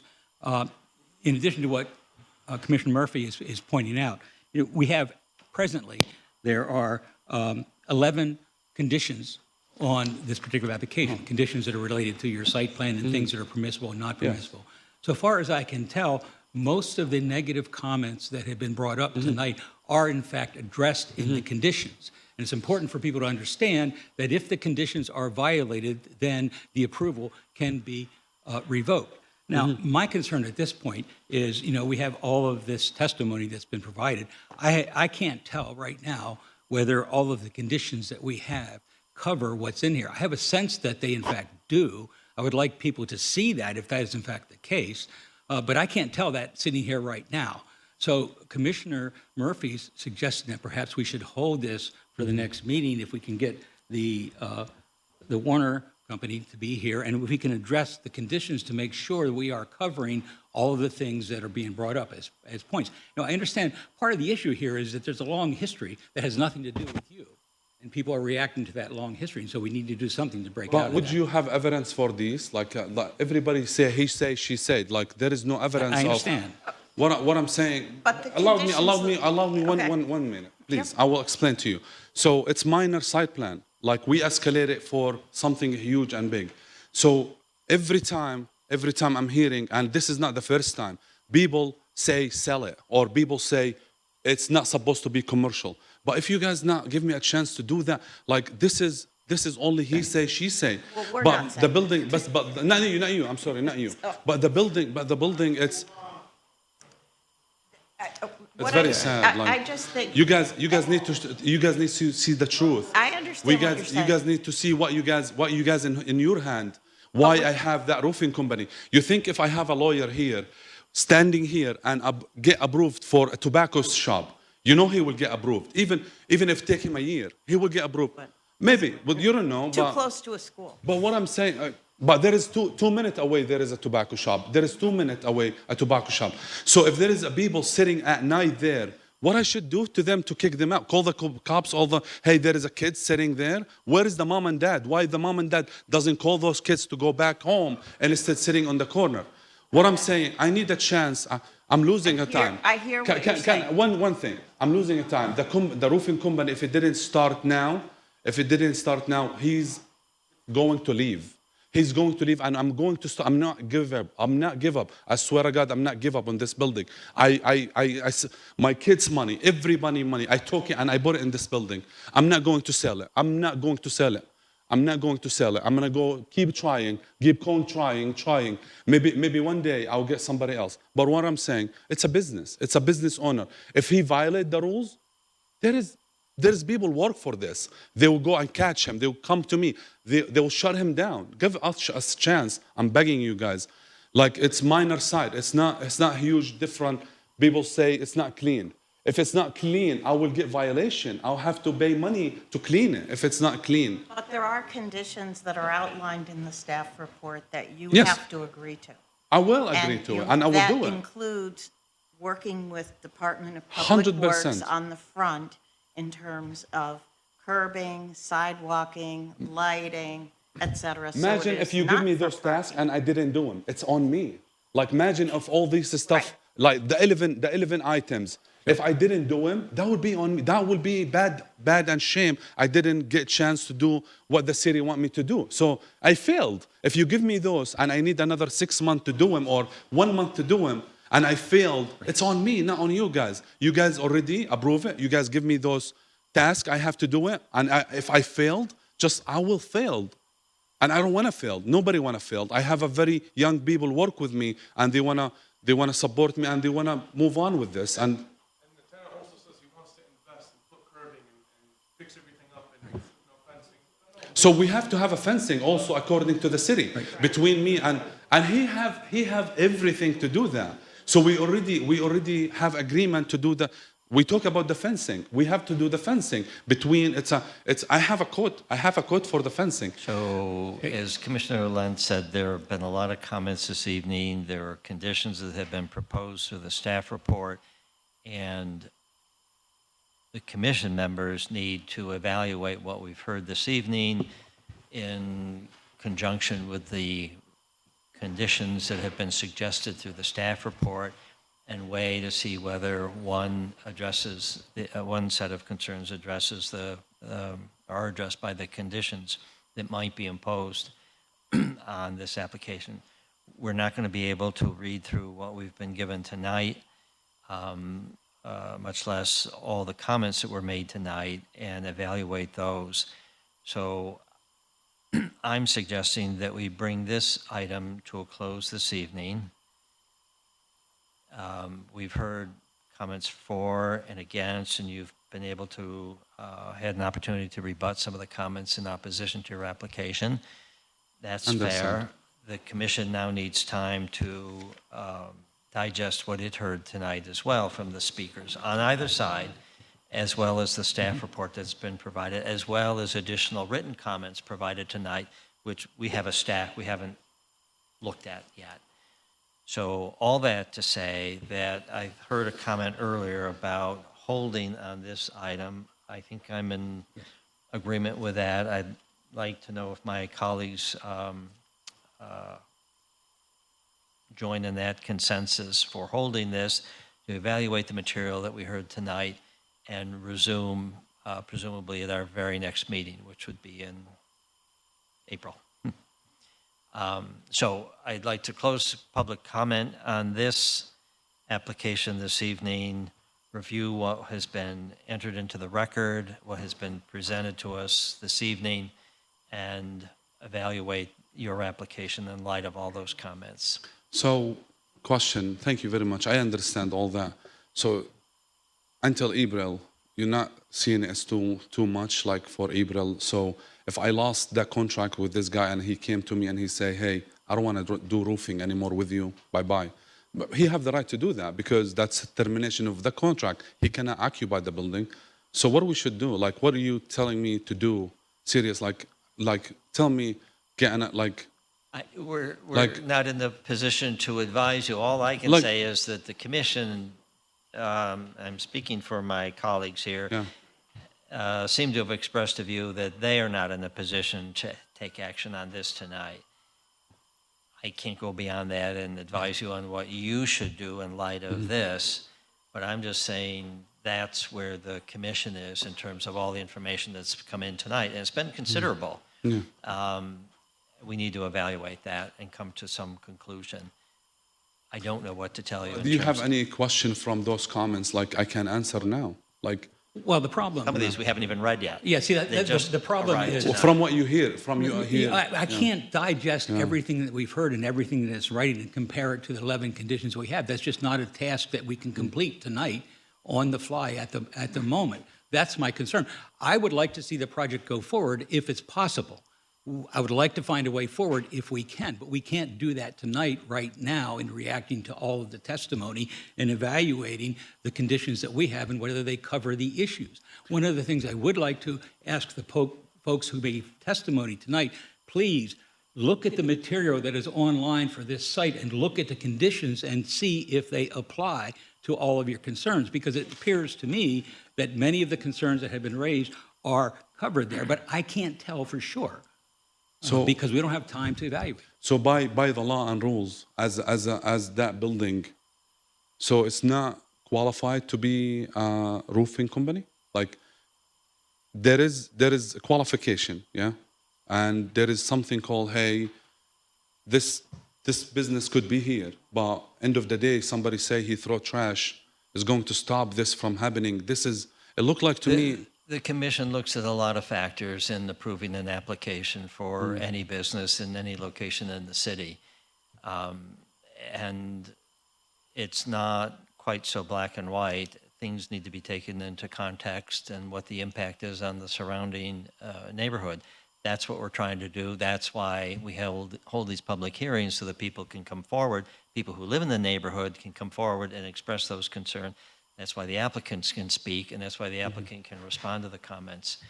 But we are going to need to move on. We do have additional applications this evening. We've heard a lot of speakers.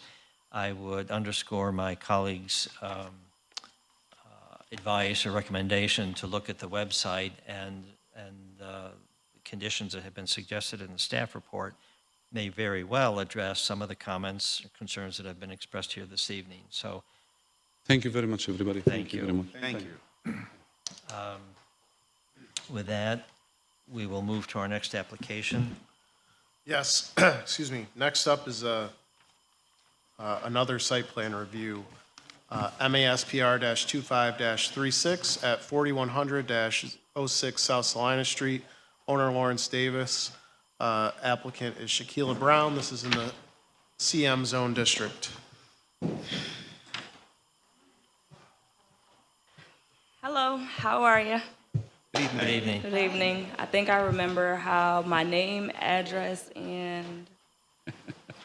And then an overview of your application. Okay, gotcha. My name is Shaquila Brown. I live at 4100. No, I do not live at 4100. I live at 4174 Tommy's Trail, Liverpool, New York. Okay, and then my business endeavors is I'm going to do an event center. My thing is, I could have been a product of my environment. I'm not a product of my environment. I actually gotten out of it.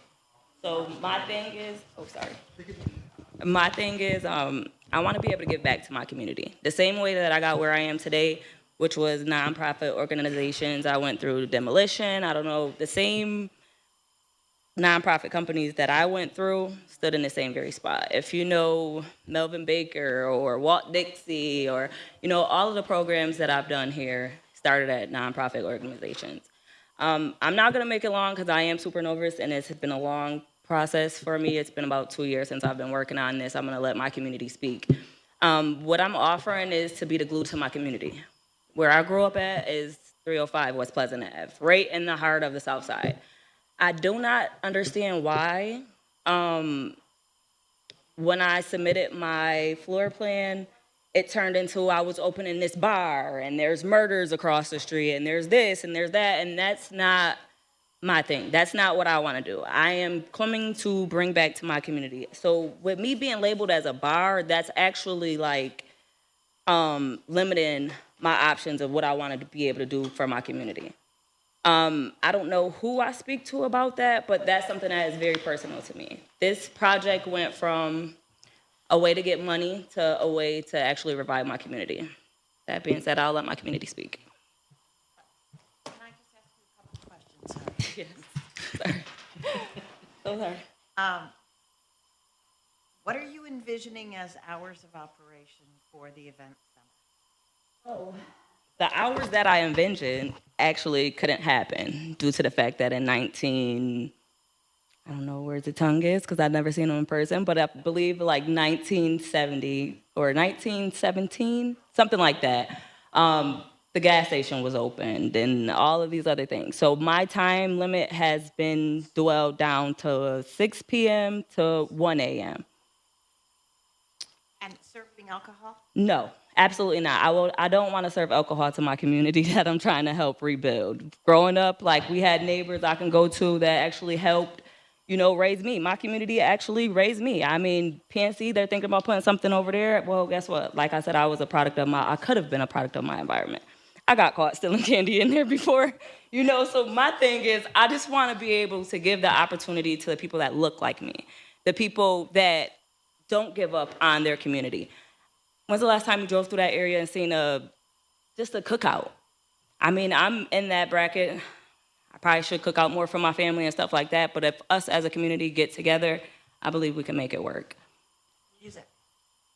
Oh, so I believe that's the reason why they entitled me as a club owner, because when I submitted my floor plan, I had a stage, okay? And then I have a bar. It's not a bar. No, wait, let me just back up. Mm-hmm. Did you submit something that was then rejected? Absolutely not. It was rejected? No. What was rejected? Your floor plan? No, it wasn't rejected. What I stated was once they seen my floor plan and they seen that there was a stage and that there was a bar, they assumed that I wanted to open a bar. And I do not want to open a bar. So are you talking about the code staff that are making that I don't know who's assumption? responsible.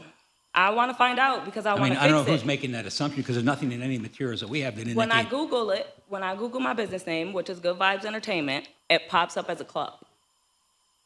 I mean, it has nothing to do with. Okay. So I don't know. All right. That's just not something us. that I want to, Right. take off of the table because for 2 years now, I've been being judged upon bringing a bar to my community. That's not what I want. Okay. So back to the music. Mm-hmm. Are you contemplating having music events? If I do an event to give back, then, I would. And then in that state, I will let my community know, what's coming forward. But it will be something for the community, not, for alcoholism and, the things that we're trying to stay away from in that area, per se. And the 6 to 1, 2 nights a week, 3 days a week, 4 days a week? So it's upon booking. So it's an event center. So if your mom has a birthday party and you want to do your mom a birthday party, you then contact me, and then we'll go ahead and we'll create, something as far as that. But I don't have an everyday schedule. So it will be based off of my community's needs. But why 6 to 1? I mean, if, for example, you want to have a kid's birthday party, that might be something you want to have during the day. So that's my argument. I've been forced because there's not a lot of parking in that area. I feel like that's why I've been working with zoning for so long, due to the parking. But we finally strayed over that. And as I said, even with the parking, I'm going to have valet parking, so people will not be able to have direct access to be able to even back out onto the street. As I said, I grew up in that area, so there's been a barbershop that has been there for decades. There used to be a bowling alley upstairs. I want to create those unique memories and bring it back to Syracuse. Like, I look at the pictures that's in here. I've been looking at them, and it's like, We have so many abandoned buildings and everything around. Why not all as a community come up? Okay, well, if neighbors are complaining about it, let's buy it. Let's have unity. Why is there no unity nowadays? Not a big job for me to take on. My only thing is I want to be able to provide that opportunity.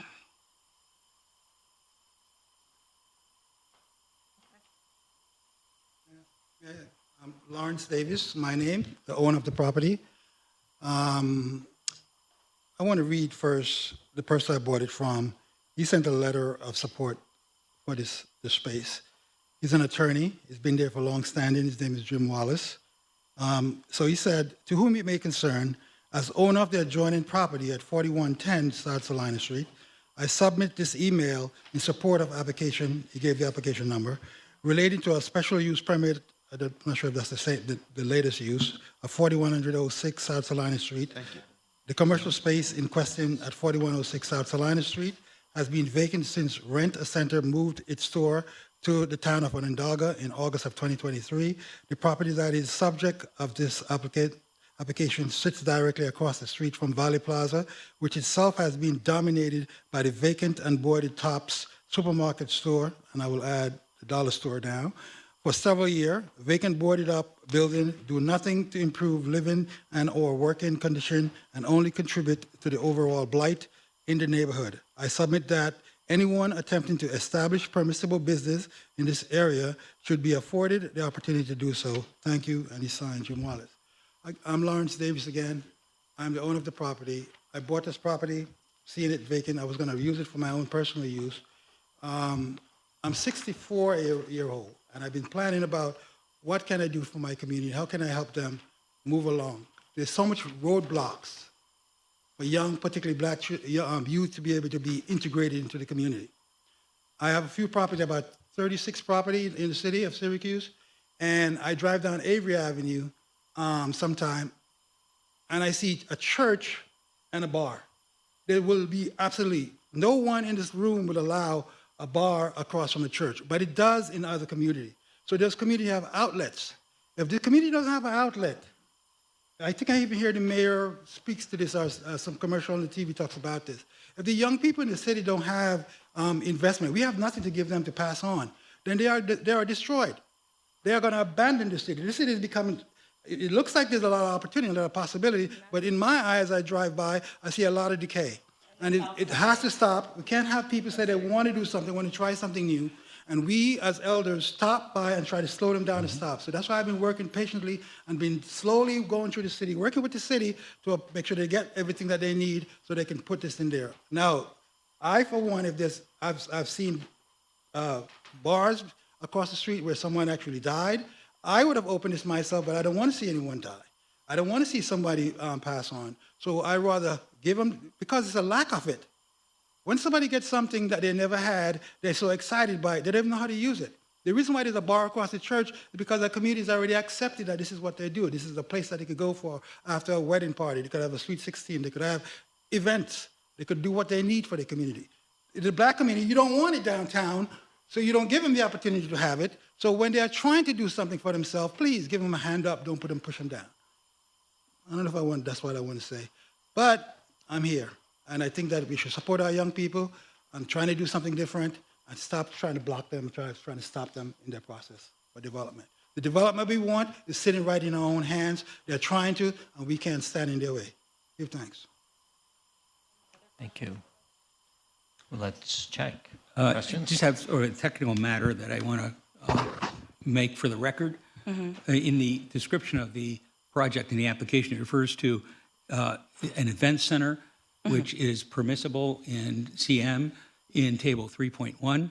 However, throughout the rest of the document, that's the only place the term event center appears. Throughout the rest of the document, it's referred to as event space.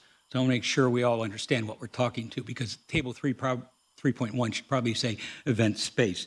And just so there's no question, the definition of event space is a building or related facilities not generally open to the public for use by third parties to host events such as banquets, weddings, receptions, private parties, which may have catered events or an on-site commercial kitchen. If alcoholic beverages will be served, all requisite license shall be obtained. So it's my understanding that is what, in fact, what we're talking about here. Okay, absolutely. And so I guess I could just say, again, I have a question Sorry. about your 6 to 1 as the hours that you're proposing, if that I really wish makes I could sense. open longer, but the only thing that I was given was those times. The reasoning being You're given those was times by whom? by Syracuse zoning. Sorry, Okay. Syracuse zoning. I tried to get in contact with the community, and I spoke with the owners of the gas station that's over there, and they had no problem with me utilizing their parking spaces. But I guess per code, Understood. I can't share parking or whatever. So my exact question was, well, what do you want me to do? Open up an event center from 1 o'clock at night to, I could get so emotional. I don't want to do that. So it's been a journey. I could say that. Can I, I'm sorry, Barry. No, I understand. I'm just trying to clarify where that comes from. Can we talk about the parking for a minute? Absolutely. So I'm having my mother's birthday, and you have capacity, I think, 150, right? I did not even get that far yet. I don't know where that number came from. From my beliefs, the fire department should come out after it's approved, and that's where I am with this whole thing. So I don't want to give you a number of But how many let's just people. say it's 150. So now if I do that math, there's 50 cars at 6 o'clock at night for the birthday party. And they're most likely on Dawes, right? And the party ends at 1 o'clock, and now everybody's going out to their cars. And the people that are sleeping on Dawes are now saying, what's going on out there? Absolutely. What So is that noise? Again, like I said, I am trying to be able to open up jobs here as well. I have a nice security team. I have some from out of town, and I have some in town, which they are actually back and watching. However, it makes me really nervous at the fact that for me to open an event center in my community, I have to hire security. Like, if you take a second and you just think about all of these questions that are being asked, it shouldn't be asked if we were all still together like they were in the 80s and 90s. But, however, it's not like that anymore. I just want to be able to give back to my community. Yep. We've been at this for over a year, and I've been trying to stand by and support. With the city, giving them everything that they needed. This building was built, it was allowed to be built. It's on a commercial strip. Yes, Dawes Avenue is almost a dead-end street, quite frankly, and there's adequate parking. There's quite a parking on there. Now, yes, there's some noise issue, but you have a pizza shop. You have the big mall across the street. So there's other places that people will figure it out what they want to do. So yes, I do hear you. There's some concern, but we have actually satisfied what the city act required from us. We have been patiently trying to give them everything that they need. So the building is there. We didn't allow the building to be built, just like as a man, the building was built. So now we have to figure out what to do with it. We want to see development, and the young people saying they want to see development, we have to support. Cannot keep saying no. Did I hear you talking about valet parking, somebody? Yes. That is one of the things that she mentioned to me that she wanted to have the parking because there's such a limited parking. We want to be able to have valet parking in and out so that we can move it along. Could you get to the microphone? I'm sorry. I do have other businesses as well. I do have party bus access. I do have my Class A CDLs, in which I also went through and got with a grant loans. This is also things that I want to be able to help my community with. The same things that I endeavor, just like I wake up, put boots on the ground and fight for Syracuse on the I-81 project, I will do that for my community. Again, like I said, yeah, I will have valet parking, but again, this is not an everyday thing. This is not something that I'm opening up at 6 o'clock in the morning, ranting and raving and partying and encouraging those type of things. No, I'm asking all of you guys, everybody in this room, for your help. Like, I feel like the whole Syracuse was stacked against me. You know what I got? Well, maybe you should go downtown. I don't want to go downtown. I want my community to feel safe where they are. Why can't they have that? You know, no, respectfully, no offense, I've been so nervous for this day. Like, it's Judgment Day.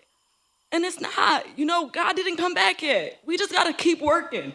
The same way I work on those highways and I do everything that I've done from my truck, Zatan, I don't know if you're here, I've never seen him.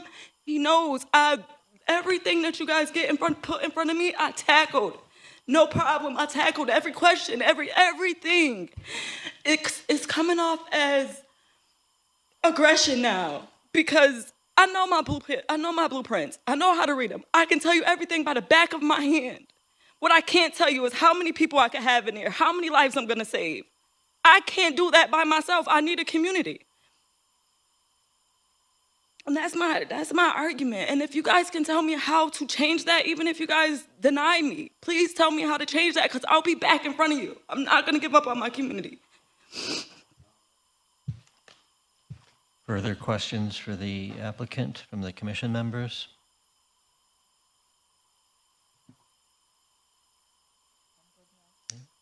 Now.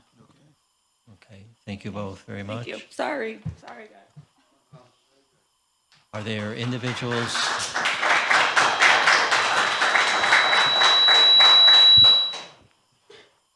Are there individuals who would like to speak in favor of this application? If so, come to the podium, provide your name, your address, and then your comments.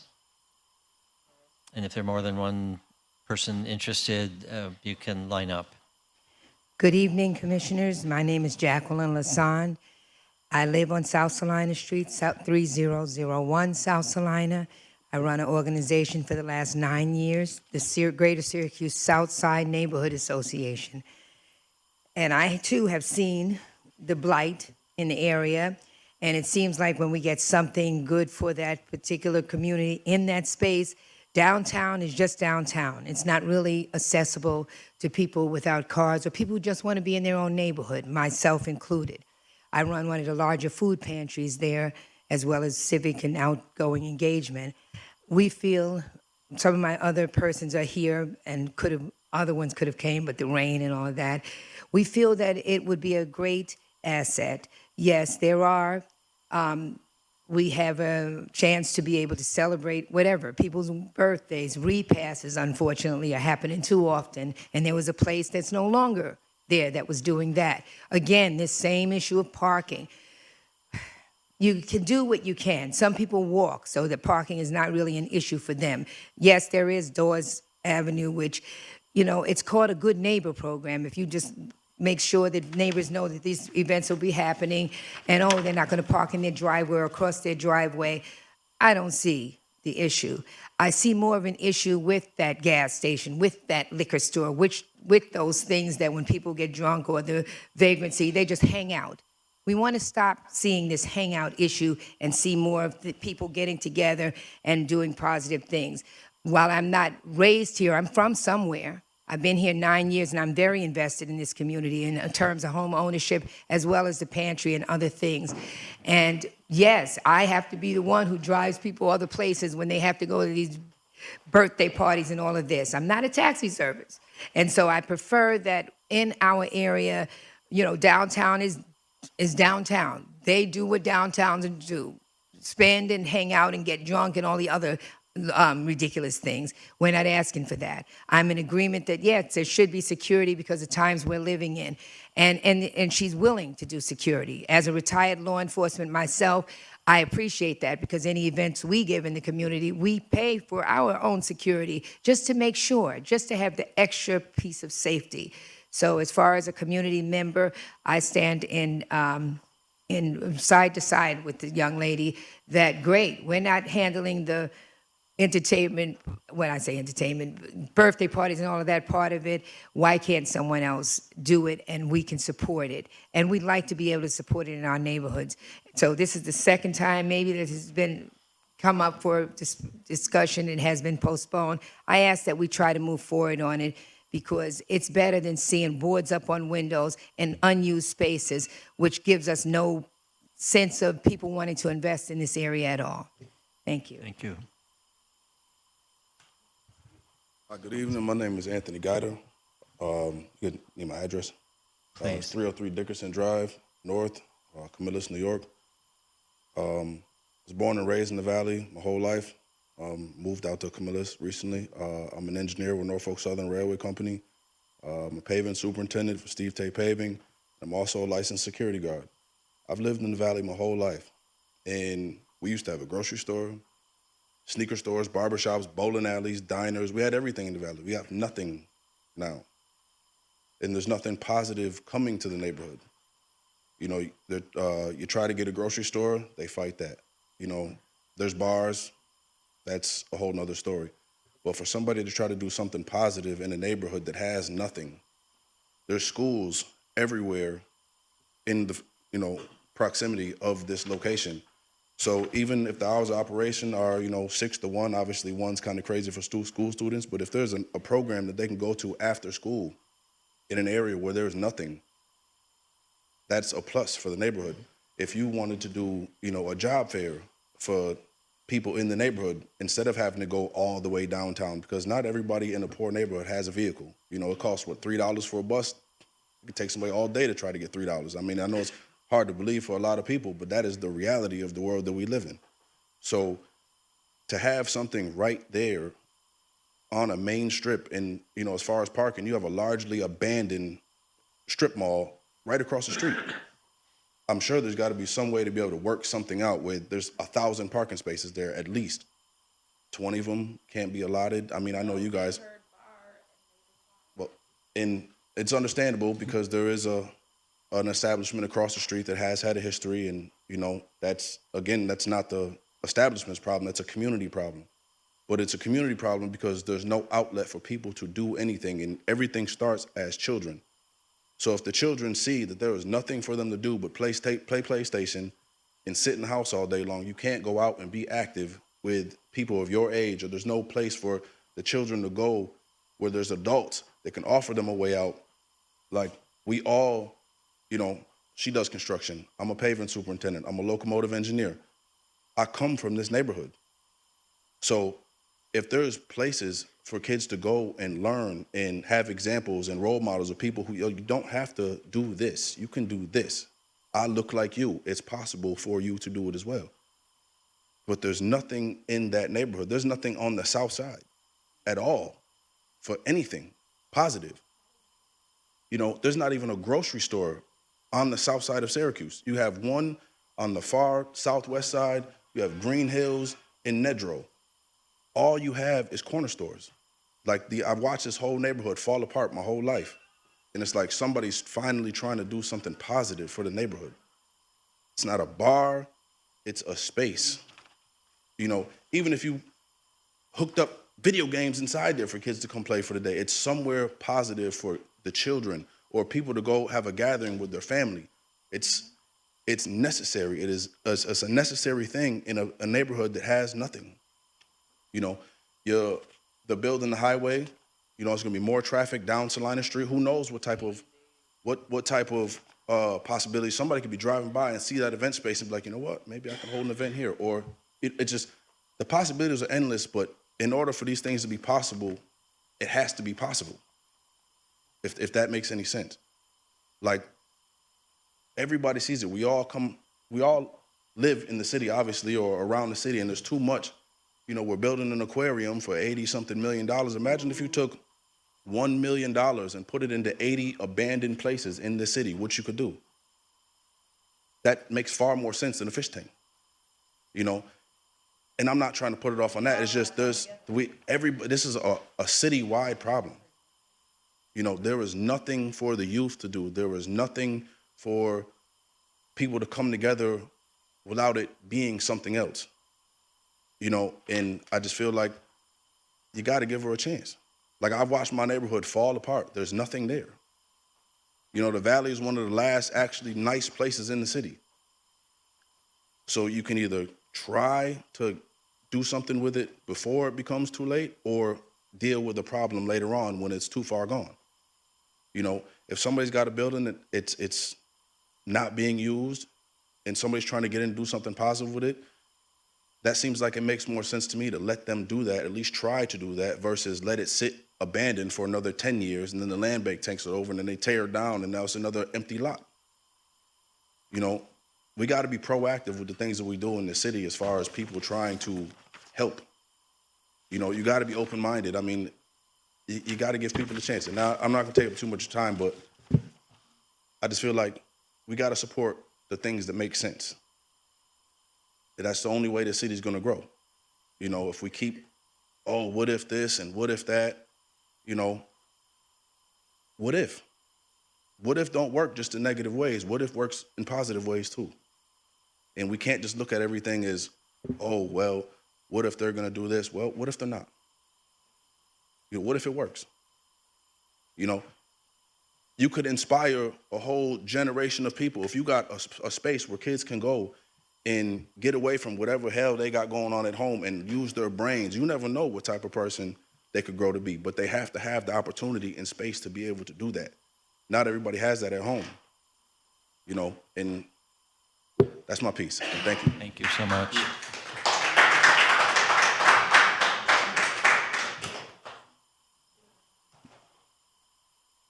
Hello, I'd like to speak in favor of the project. My name is Peter Polikarpenko. I live at 1515 South State Street and 13205, which is not far.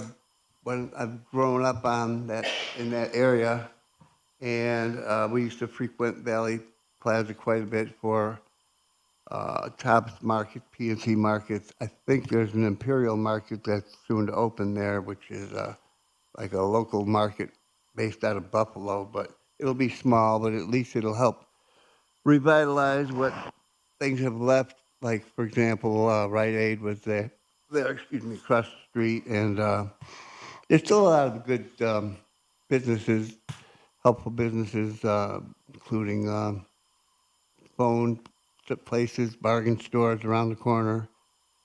But I think a project like this would benefit because we, as a rule, have had to go out of the city to use banquet facilities that you had to drive to pretty far, and I don't know what they charge, but it sounds like the young lady and the owner have a good plan for a decent alcohol-free event space, and I'm in support of it. Thank you. Thank you. Thank you.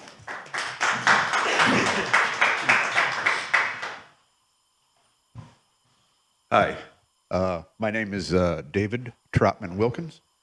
I was a former resident here, born and raised, and I moved away for the exact same reasons that she's talking about. I was gone for 40 years. And the reason I left was because there was no opportunity here. This young lady has an idea for an event space. She's not going to be in Armory Square because she can't get there. She doesn't have that kind of money. I heard you talk about the other guy who wanted to build his greenhouse. And you said, oh, my gosh, it starts with you guys. You're the planners of the city. And look at the shape it's in. I've lived in Milwaukee. I've lived in Chicago. I've lived in New York. I've lived in Philadelphia. And this is abysmal coming back here to see the condition that the city is in. We have a double standard in this city. We give people who want to be in Armory Square or up in Eastwood lots and lots of conditions, so long as they meet them. I don't see any parking up there, but I do see public parking that was built just to make sure that there was parking for the businesses that wanted to go in. Are you going to do the same for her? Are you going to put the vacant lots and make it public parking? You got to stop. You got to stop this. This city is about to go into the future with Micron coming, all the subsidiaries that Micron will need. The university is going to expand. You're going to get more housing that they want. You want people to come back to the city and be able to prosper and be entrepreneurs and be small businesses.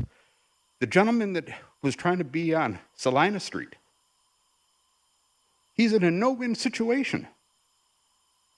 No win.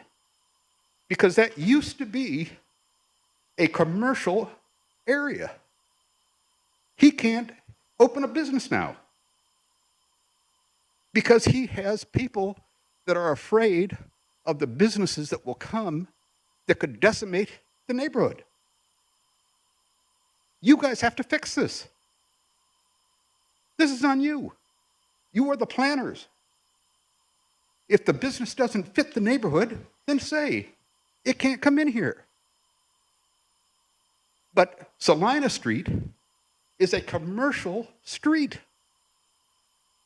Whether it's Route 11, it's a state highway. It runs through the heart of the city. Give the commercial people what they need to prosper. If they need parking, make sure they have parking. If they need permits, make sure they have permits. But give them what they need. You know, you're putting it on them. It's on you. You're the planner. This is the problem with a lot of these urban centers. You've got people who aren't making decisions that will help keep their city going. That's why they're running to the suburbs. We don't want them to run to the suburbs. We want them to come back to the city. We don't want to go down south to Atlanta. We want to stay here. If I could have stayed here and done well, I would have. But I couldn't. And in the 40 years that I've been, the city's gone downhill. Downhill. And it's up to you to bring it back. Get an idea of what you want to do.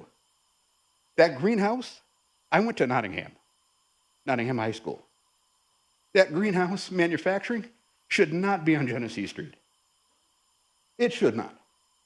But I sat here and listened to you, and you approved it. It's a manufacturing place. It should be on Erie Boulevard.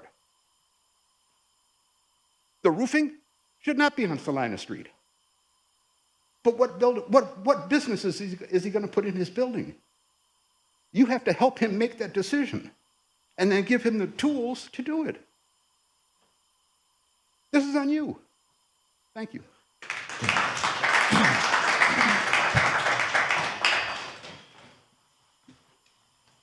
Hi, my name is Sadie Hodges. I live at 108 McAllister Ave. I think this would be a great opportunity for children. I'm a teen mom, and I have teen children, and I also foster children as well. And there is nothing out there for these children but to follow somebody else and get in trouble. And if she's willing to look out for these children and make a change in the town and bring Syracuse back to life like everybody else is saying, I think you guys should give her that opportunity. Thank you. Thank you. Are there other individuals who wish to speak in favor of this application? If so, please come forward.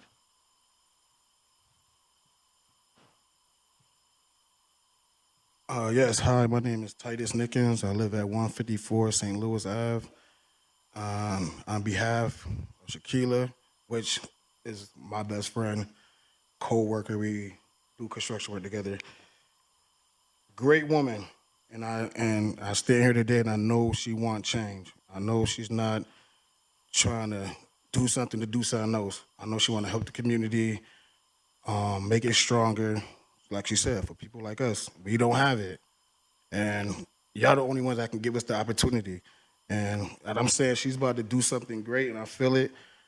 Give her the opportunity. Let her get a chance to win or fail, but give her that chance. So like I say. Thank you. I'd like to say one more thing. She wants a liquor-free space. But even if she didn't want a liquor-free space, why couldn't she get the business? If she qualifies to have a liquor license, then she should have that business and have the opportunity to run that business. My uncle had Wirtz's Bar and Grill for 40 years in the 15th Ward until urban renewal came and took it away. And you saw that it has never been replaced. Those lots are still vacant. Are there other individuals who wish to speak in favor of this application? If so, come to the podium, provide your name, your address, and your comments. Is there anyone wishing to speak in opposition to the application? Please come forward. Provide your name, address, and comments for the record. Again, Derek Dunford.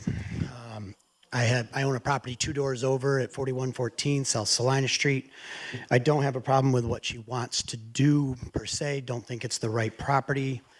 This property, it was a billiards. There was upstairs, not bowling alley for what that's worth. A little history there. There was a bar on the end for a long time. It was called Glippers, which operated in probably 1/5 the space at the time. That's going back some years now. I've been in my property for 30 years now. I plowed that lot that's behind her property, his property, I should say. There's arguably 4, 5 spots, even if Jim, the lawyer next door, gives him 2 or 3 more. As a person in the middle of the block, I have concern with the parking for sure. It is tight. I mean, I'm telling you, you can look at their site map. I would guess it's probably 20 feet deep there between where the end of the old used to be a motel at the end, probably 60 years ago, maybe more. You're going to have a hell of a time getting in and out of there. There was no, as a guy who plows snow, there is nowhere to plow snow. There's an empty lot out back. If they want to buy that, then I would be like, okay, then you got room for. So I like what she's doing, but Aaron's Rental would be a better building for that. The Plaza, I know, is very difficult. That would be a better spot for it. Mostly just the situation with the parking is absolutely dreadful there. I have cars coming through there. I'll tell you, when it was Rent-A-Center, it was absolutely a nightmare as the tractor trailers would come through there constantly. They cut through all the back properties. Everybody in the neighborhood cuts through. They skip the light at the corner of Dawes and Salina. And it's like a highway going to the liquor store, which is Craft Liquors, which is just right behind there. We've got the car wash there with a ton of traffic. There's no parking. I mean, if you got a 150-person parking spot and you're talking 50 cars, I could see it if she could make a deal with Ellicott Development, who is enormously difficult to deal with, as I've done work for them over the years. They're not going to allow it. No way in hell. Again, I'm not here to bash her business. I get it. I get support in the community. I've been there 56 years. I've seen it change and things like that. Unfortunately, my opinion is, I mean, it's a tough location for what she's trying to do. I'm not really seeing the business plan for whatever that's worth of, okay, I don't know how many children are up to 1 a.m. I don't know what the age groups we're talking about here, but a lot of old saying that nothing good goes after midnight, and after midnight. And I get it. But if it's a bar or whatever, so I don't kind of see the business plan. I know that building well. The roof's a shit show. Sorry, I shouldn't have said that. But there's a serious amount of work that needs to be put into that property. As a city resident who owns a lot of property, I go in with a plan. I present the plan. There's financing that should be in order so that you guys have, not personally you guys maybe, but over the years the city has let projects go on without proper financing. They just ripped 2 houses down on Salina Street because the land bank gave up 2 properties to redevelop. You sold them to the wrong guy, and he took a $400,000 loan, took the money, left. Properties just got ripped down. Like, I would think we want to cross our T's and dot our I's on this. That's all. Thank you. Other individuals who may wish to speak in opposition to the application, please come forward. Kathy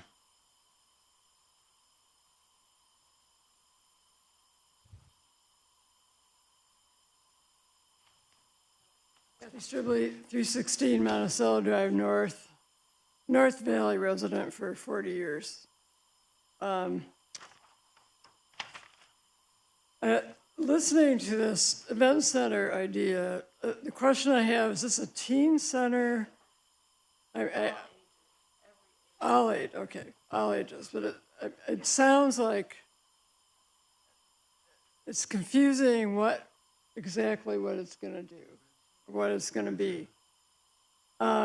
We've had 2 establishments there that have caused extreme issues with parking in the neighborhoods, late at night and in other properties. So it's like from the Aaron's Rent-A-Center place, in Dunkin' Donuts and all over the Burger King and all that.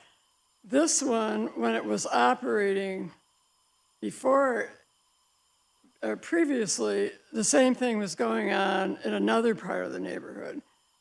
Now, the Valley Plaza doesn't want to have anything to do with these kind of things because of all the incidents that have happened there and the injuries and the deaths and whatever. So the buildings could be used for a roofing and siding company. I mean, it could be used for many, many things, but the problem is the parking. And Dawes, I provided that image to you in my paper.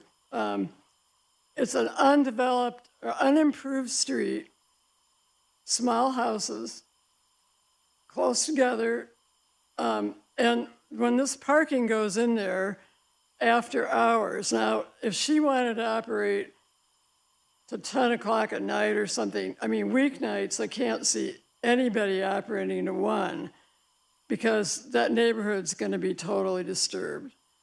On the weekends, what would happen is they would park up and down the streets, Fillmore, Walworth, all the other streets on the other end.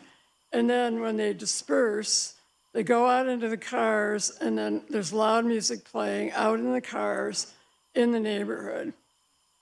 So this goes on and on and on. It's not the closure time. It goes on 2-3 hours after that. So, and I have tapes of it actually. Not her development, but other similar kinds of things. So I don't see how you get around that. So I agree with Derek about that. So the other, I have a lot of questions about the hours of operation. I just can't understand why on weeknights you would be open to 1 in the morning with work and school. And those houses on Dawes and Anderson, it could bleed over into Anderson. They need to sleep. And these places disturb people's sleep. I know for sure that happens because I've been told by neighbors. So anyway, I am a member of FON. Rhonda's here, over there. We've been trying to attract a grocery store back in the plaza. We're getting something, sometime. We're getting something small. And we have a storefront. We host a market. Community Bank has come in, and Curaleaf has improved the front of the plaza. I think they're trying to get the plaza back, and we're trying to get that area back. We're not abandoning it. We're working on it. But the neighborhoods are vulnerable. They're lower income, moderate income. I mean, you just heard the South Valley scream. I mean, and they got a lot more going on a lot more benefits going on down there than we do. These are vulnerable neighborhoods. And when you have something going on Salina Street that erodes into those neighborhoods, then you're gonna lose them. So you gotta be very careful. So I agree, there's gotta be opportunity, but it's gotta be appropriate. So, and yeah, there's actually spaces in the plaza where you could have, well, I mean, I don't know. Okay. Okay, well, that's a problem. That's a problem. So, and it's undefined in your application. So that's a problem. So, thank you. All right, thank you. Are there other individuals who wish to speak? Hang on 1 second. Hang on 1 second. We're still on the not in favor. I know. Just hang on a minute. Okay. We've all been here a little while. Thank you. So are there other individuals who wish to speak in opposition? Please come to the podium and provide your name and address. Oh, man, y'all let that guy talk an hour. I wanted to strangle him. Yeah, I get what she's saying, but the problem is the parking. because, you know, we don't have curves, and there's been some after-hour activity last summer. Could you give your name and address for the record? Sherman Terry, 136 Dawes. And dug up my yard, so I had to $850 out of my pocket to repair my yard. Then I'm on the way out of town. My grandkids called me and saying, "Granddad, oh, we can't sleep. It's loud music. This is 3 o'clock in the morning." Okay, another time, get on my camera, looking at the camera footage, I think it was about 4 in the morning, coming from that location, squat down in my yard, took a dump, wiped the butt, left the tissue, drove off. So the thing is, I get what she's saying, good idea, but the parking, you got to do something about that. In the late hours, can't sleep, waking up the grandkids, waking up me, got to work in the morning. They up to 5, 6, 7 o'clock in the morning. So, but it's a good idea, but that's a bad street because, you know, it's a small street, private street, quiet street, a lot of kids. So that's what I got to say. Good idea, but bad parking situation there. So thank you. That's what I want to say. Other individuals wishing to speak in opposition, please come to the podium. Hi, my name is Rhonda Vesey, 117 Seneca Drive in the Valley. It's hard to envision having a space where there's no parking. The opportunities that need to happen for the event space, like Harlem Nights that just lost their space, or even the Taste of Brooklyn, because of adequate, appropriate space. So I've been in the community since during the pandemic with, as Kathy mentioned, an organization that I started, Food Access Healthy Neighborhoods Now. The community right there in the Valley is the highest percentage of impoverishment in the nation. Without a grocery store, there is no access to fresh food. So what my organization has done was created a farmer's market. We started on the Valley Plaza, and we now since have space in the Valley Plaza.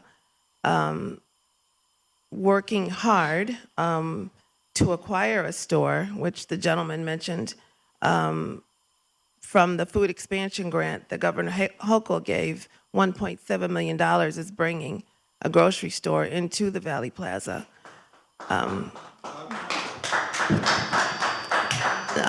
Not only that, because of the article that ran with me, it made it to, and this will be public knowledge, March 24th. The article ran to Cincinnati, Ohio, to the desk of McKesson Pharmaceuticals. They were looking for space, which they call Project Oasis, with pharmacy deserts. Well, lo and behold, we're also a pharmacy desert. And as of last week, we sealed the deal. We will now also have a pharmacy coming into the Valley Plaza as well. So dealing with a private property owner, it has had its share of struggle, but I have maintained my position to work diligently, like the young lady said, to work for the sake of the community. We're not there yet, but continued perseverance, I won't stop either. We're going to get the things that we need. It's sad that we don't have, with all the empty spaces that we do have, space where someone who wants to open an event space that has parking on site. I often think about the huge space down Nedrow where Kmart used to be. I'm not sure if that's acquired by anyone right now, but that's a huge open space. But there must be, especially with all the abandoned houses, as somebody else has mentioned. But the work that we have done in over the 5 years, including Wednesdays, we have a Wellness Wednesday in helping the community. I've partnered with University Hospital, Food Bank of Central New York, Onondaga County, Syracuse Community Health, Syracuse University, ESF, and the list goes on, because I can't do it on my own. I've had to find backing and community involvement from folks right in the community, working with city, local, state officials to help get things done. Where is there space for good parking to have an event space where we won't see what we saw over the last, I guess, 2 years, that, as Kathy mentioned, what had happened with the spill out after, which wasn't supposed to be a night place, an event nighttime space, happened on Fillmore, or even, I think, this establishment and around the corner had some issues at the same time that the other place inside the Valley Plaza had issues. Where is there adequate space and the kind of assistance that's needed to open up a space for folks at a birthday parties for kids or space for adults that won't cause havoc for a residential community on a commercial main drive? That's what I want to say. So I am working hard to help prevent what we've gone through and help build up what we don't have. And that's what I want to say. Thank you. Thank you. Other individuals who may wish to speak in opposition to the application, please come forward. I don't see any additional speakers. As noted at the beginning, the applicant has the opportunity to address comments made in opposition. So to shortly answer everybody's questions, because it is late, the best thing that I can do is work with you guys individually, but with a community, as a community. I'm happy to know that we do have another grocery store and another, another business coming, but my question is, do they look like you? You said well or do? Well is great, because that's what we want to do. We want to be able to build into our community. Okay. Sorry. It's okay. Just talk to us. We understand. It's always tempting to talk to the folks sorry. in I'm back. so sorry. It's all right. It's okay. Aside from that, as I said before, it's not ideal, the times that I've been given. These are the times that I'm forced to have. And I'm not letting that stop me, So whatever I have to do, I will do to accommodate every question that has been formed from the Syracuse zoning. I have put my teeth on the side of the I-81 project, jumped over this bridge, building it. I'm a part of the change of the community already as is, and I just want to continue to do that. If I'm wrong, please deny me. Maybe this might be too much I'm asking for. Any other questions for me? Okay. Did you? Okay. So when is the last time you talked to the folks over here at the city planning and zoning office? When is the last time you actually talked to them? Yes. Okay. And They put some things in- have been of help. Okay, and that's what we want. We want them to be of help. What is it that they are still asking you to do? In your mind, what else do you have to do? Nothing. That's why I'm here. Been at this for 1 year. It's been 2 years. Correction. I'm hoping it's Correction. Okay. Because so first they had me fill out a long-term site plan, which took out a duration of a year. And then they gave me a court date to come here. And I don't know if you guys remember, I came and I still said to watch the process to see how everything works, because I'm super nervous. But this is my second time here, so clearly I'm hoping I answered all of their questions with that. Go ahead. Excuse me. Have you had a neighborhood meeting with the Dawes and behind the neighborhood? Have not, because I I am aware of the things that has happened before me. The only thing that I was because I can't say I will control or can control, I'm not Jesus Christ, but I will, my hardest, make sure that when I do things for, our college kids, I want them to be able to have a reward, something to look forward to.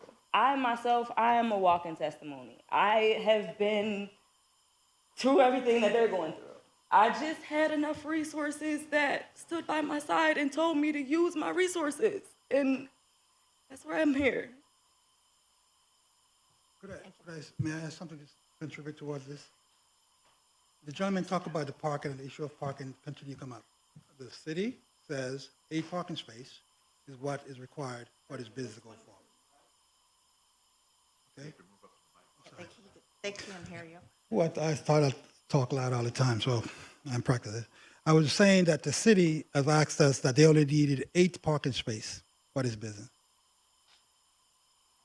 I tried to buy the lot. There's 2 lots across from the property. There's a pizza place right there, and there's a lot next to it. I'm in discussion to buy it, but in my conversation with the city, that is not allowed to turn to a parking space. There's another big lot and right next to the back of the property, and the city tried to buy it. I've reached out to the owners. I have not yet contact them. I'm trying my best to buy it, but I also spoke with the city, and the city said it's not allowed. We have a commercial property that you have allowed to build that have satisfied the zoning requirement for over a year, and she says 2 years that we've been at this. It needs to go by and pass and give her, there's nothing else holding it back. Everything you asked for has been given to you. There's absolutely no reason other than hear what the young lady is saying that there's some of the concern. Two people have said that they're concerned. The other gentleman drives through the property to go to his property.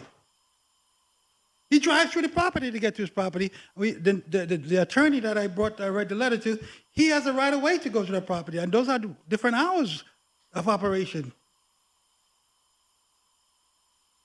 There's nothing else in that community other than what we are trying to do. The community itself is trying to build for itself.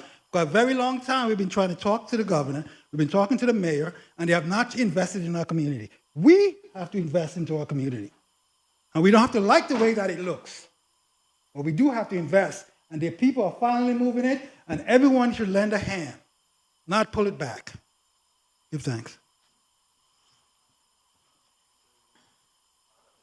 Very, very briefly.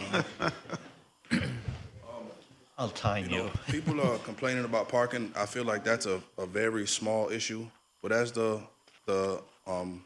lady said, it is a very poor neighborhood. But did these same people come and have any objection to there being a marijuana dispensary across the street? Across the street. I'm sure there was no objection to that.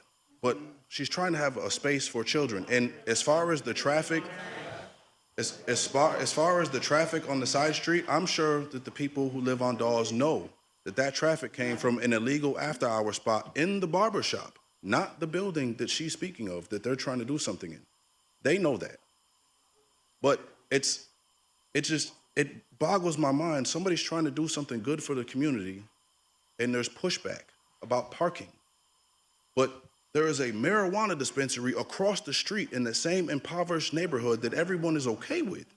And that is what's wrong with not just the city, but everywhere. So you're saying it's okay to leave your house and go buy an ounce of weed from this establishment right here, but it's not okay to walk from your house to the spot right in between your house and that marijuana dispensary to go in here and possibly look up avenues to do something else with their life. It doesn't make sense to me to push back about parking when there's a much bigger problem across the street. There's a marijuana dispensary right here, and 200 feet across the street, there's a liquor store. But that's okay. But you have somebody's trying to do something for the people, and your problem is parking. Put that same energy into helping her secure parking. You got that the Valley Plaza across the street. If everybody has an issue with parking, then help. If the biggest issue is parking, then fix it. Well, there's not really much space to put a parking lot, but there is a massive parking lot across the street that is used probably 20% of its capacity. There's got to be a way. They do it downtown. There has to be a way. It's just, it boggles my mind when people can complain about or have pushback on something that's good, but they're quiet about a dispensary of something that was illegal 2 years ago. But it's okay now because there's money to be made, but it's a drug still. And there's another drug selling place across the street. This is, right, it's okay to destroy your community and destroy your young minds and your young brains, but it's not okay to exercise them. And that's all I gotta say. That just, to me, is just crazy. There's pushback about a community center or an event space for our people, but there's no problem or pushback against a marijuana dispensary across the street or the illegal after-hour spots. That has nothing to do with this spot. That's all I have to say. Thank you for your time. Thank you. Thank you.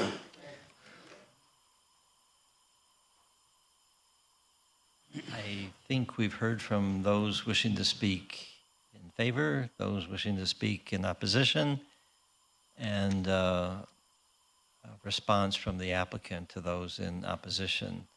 So we will close public comment on this application. I look to my colleagues to see if there is interest in formulating the motion for action on this, or if there's a desire to digest what was presented tonight, both spoken and written. So maybe while we think about it, I have a question for staff. What's left in terms of your request of the applicant? There's no outstanding requirements or needs on our end. There's listed conditions based on reviews and based on the site and the constraints around some of the impacts that you've heard mentioned tonight that are a part of all land use approvals, things like noise, traffic, parking, that goes into every land use project that you hear. It really comes down to the conditions and a commitment for the site improvements. Some of this is maybe more on the landlord or the building owner. There are some open violations as well. There have been illegal events held in this space. I do know that. I'm not saying it was associated to this this tenant before us today, but certainly the owner owned the building at the time. But those are, outside of those items, we don't have any outstanding items. And I do want to give a comment on some clarity around the time constraint. Previously, there was a potential parking agreement with the Citgo gas station to the south, which is governed by a special use permit. So we couldn't allow parking there outside of the approved times that govern that business. So that may be where she's saying the 6 to 1 came from, but we're not dictating, nobody on the zoning staff is dictating the hours. Like, she needs to propose hours to this board, and that needs to be approved as part of, an approval process. So there's nothing prohibiting that, but that's where that came from. Okay. But all the conditions that are in our information have been relayed to the tenant, and we need a commitment from the tenant and the landlord for these conditions and for requested improvements. Correct. Okay. Yeah, so we have the conditions, the 9 conditions, and many of the 9 conditions address some of the issues that have been raised. The parking problem does seem to me to still be a substantial problem, and I don't really understand what to do about that. Because the spaces that are available would not cover an event that holds 100 people. And so what do we do about that? Does that mean that in this event space, the number of people that can participate in a given point in time is restricted by parking, or do we say the parking issue doesn't matter? I mean, it seems all the parking spaces that I see on paper that are available would not cover a large event. So what do we do with that, I guess, is my question. Yeah, I mean, so again, we have parking minimums and, there's reductions that can be met with, is it on a bus line, bike parking, things of that nature. I mean, we don't want a sea of asphalt parking citywide, but, you make a valid point. What types of events are going to be happening here? How many people, what kind of crowds is it going to draw? Size of crowds is what I mean. How many people are going to be actually showing up here? How are they getting here? Like, yeah, if a 150 person event was being held here and there were 50 cars, I think it's something to consider as far as how does it impact Dawes and all the side streets over there. Right. But yeah, I don't know. I wish I had a magic wand to wave for a solution Yeah. to it. And it is on a major bus line, and it will Yeah. be part of the BRT system. Yep. So over time, there certainly will be accessibility to the site through mass transit, but that's years away. And we're still stuck with the problem of either we have to, it seems we either have to restrict the number of people that may be able to participate or figure out some other way to deal with the parking situation. And I just want to say on the parking, though, the application meets the code's requirement for parking. Is that correct? It meets the code minimums, yes. Minimum. for the building, For the event for the center. property, yeah. For the use. For the use. I mean, I guess that's the problem with the definition of an event space. Because, I mean, there could be 1,000 people in the event space. I mean, we have nothing on paper about how many people could be involved in this, and there could be a number of people that could create a problem. So how do we deal with that? And it's not just parking, but it's primarily parking. And just to be clear, every time we review any property, we Review get the parking. comments about the after hours.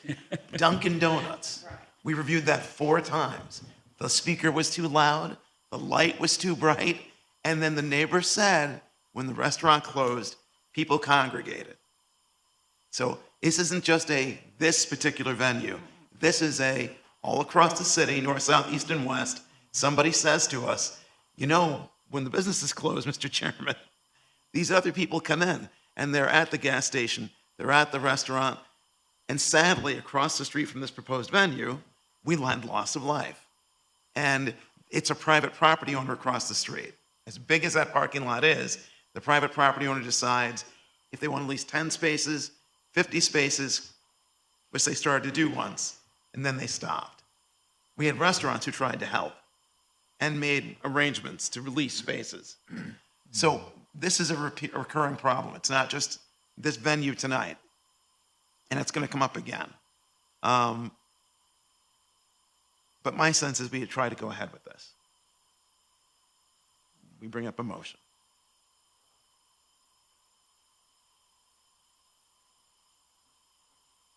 Floor is yours.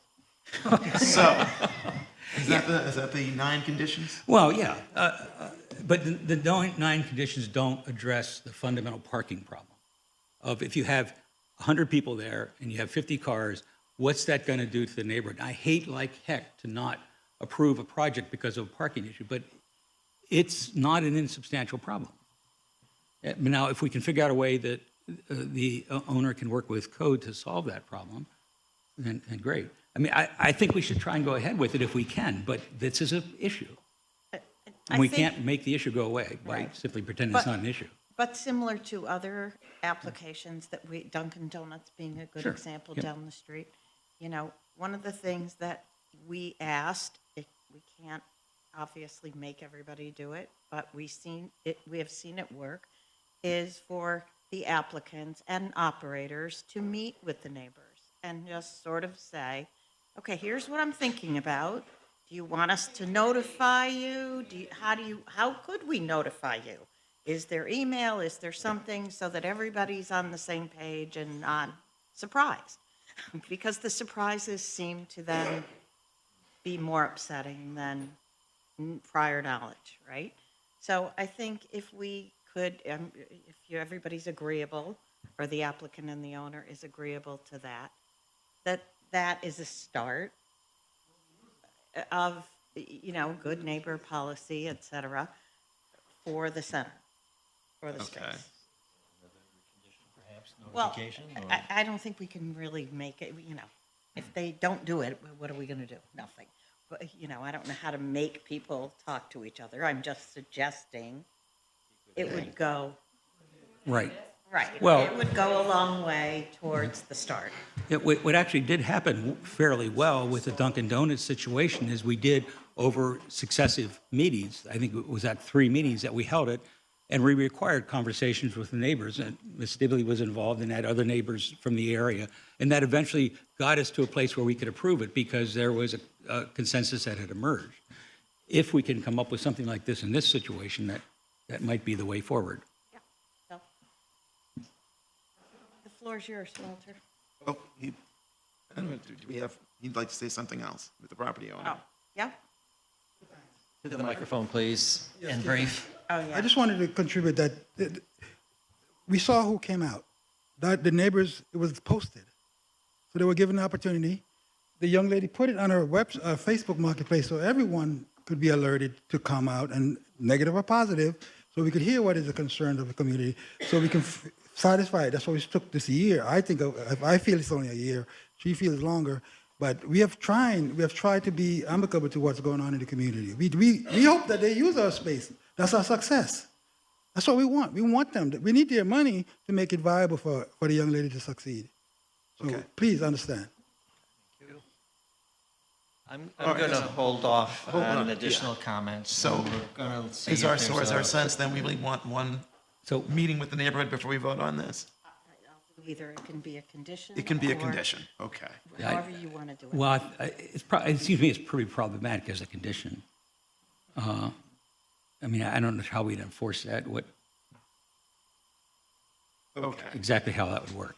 So this is what we're calling homework. We would like them to talk to the neighbors and come back with something, with letters, with something that show that the neighbors understand what's going to happen. Is the gentleman who lives on Dawes still here? Can you get your information? Can you exchange information with them? And you and your neighbors can meet with them? Right, but just saying after the meeting, not right now, I'm sorry. Just saying after the meeting, exchange the information. Yeah. Okay, so we're thinking of holding this to the next meeting in April. We are. Okay. Okay. Whatever you. And then if we can have the feedback that the neighbors now, at least, they've had a chance to talk to you. Better understanding. Right.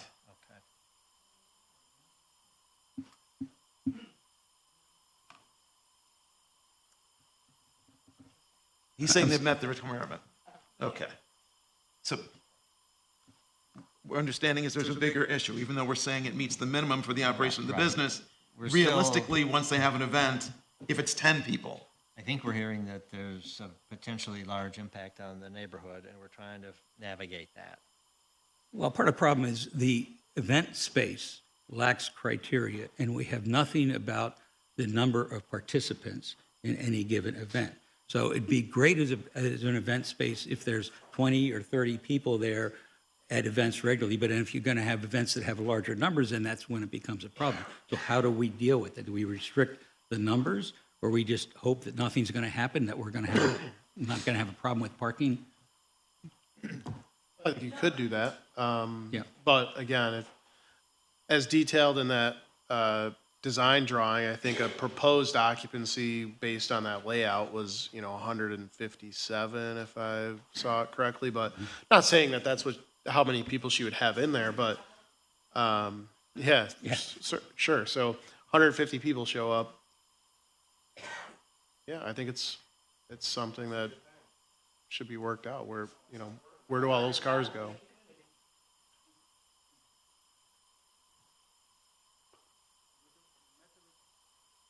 Unless I hear a motion, I think we're on hold, and with a recommendation that there be some dialogue with the applicant and neighbors to see if there might be some meeting of the minds or some accommodations. Well, and perhaps additional dialogue with the planning staff about the parking problem. Because part of the problem is we can't approve a discussion, and that's part of what was happening here. I'm uncomfortable not seeing the numbers worked out in a way that isn't going to create a problem. And we're just kicking the can down the road if we pretend that it's not going to happen. The only reason why it's hard to come up with a number is because we haven't been given a number. And by law, we can't be given a number. And as much as I want to tell you guys, I'm God and I'm a prophet and I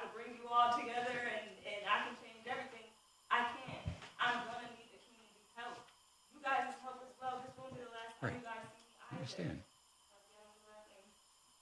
But, like, seriously, this is something that's gonna give back, and to be a part of that, you guys should be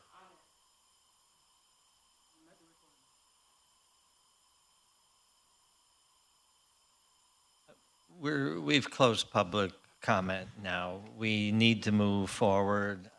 There's no motion on this that I've heard. We've got some additional business to deal with this evening, so we will hold this item and return to it at our next meeting, which will be April 6th, I think. April the 6th, it's a Monday, 3 weeks from tonight.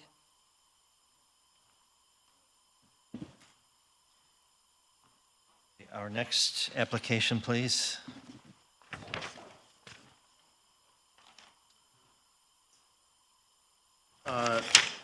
Next up is the Syracuse Utility Thermal Energy Network Project at 751 Van Rensselaer, North Geddes. Owner Core Van Rensselaer Co. Applicant is Niagara Mohawk Power Corp. This is in the MX4 zone district. Could you, I don't know who's driving, could you pull up those slides? Okay. Okay, we can do without. My name's Will Hackett. I'm a project manager at National Grid here in Syracuse. And the application we put forward today, and we do have some hard copies, which I guess is good. The application today for site plan review involves the property at the corner of Geddes and Van Rensselaer. That's for a proposed energy center property, which is part of a larger thermal energy network that National Grid has proposed to be constructed in that neighborhood.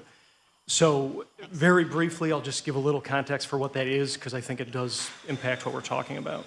So a thermal energy network, most people don't know what that is. Think of a campus setting, a hospital, a college, something like that, where you have multiple private buildings that are connected by pipes moving heat around. So normally, like a hospital, you might have a steam plant, you have boilers that are making that steam and you're sending it around.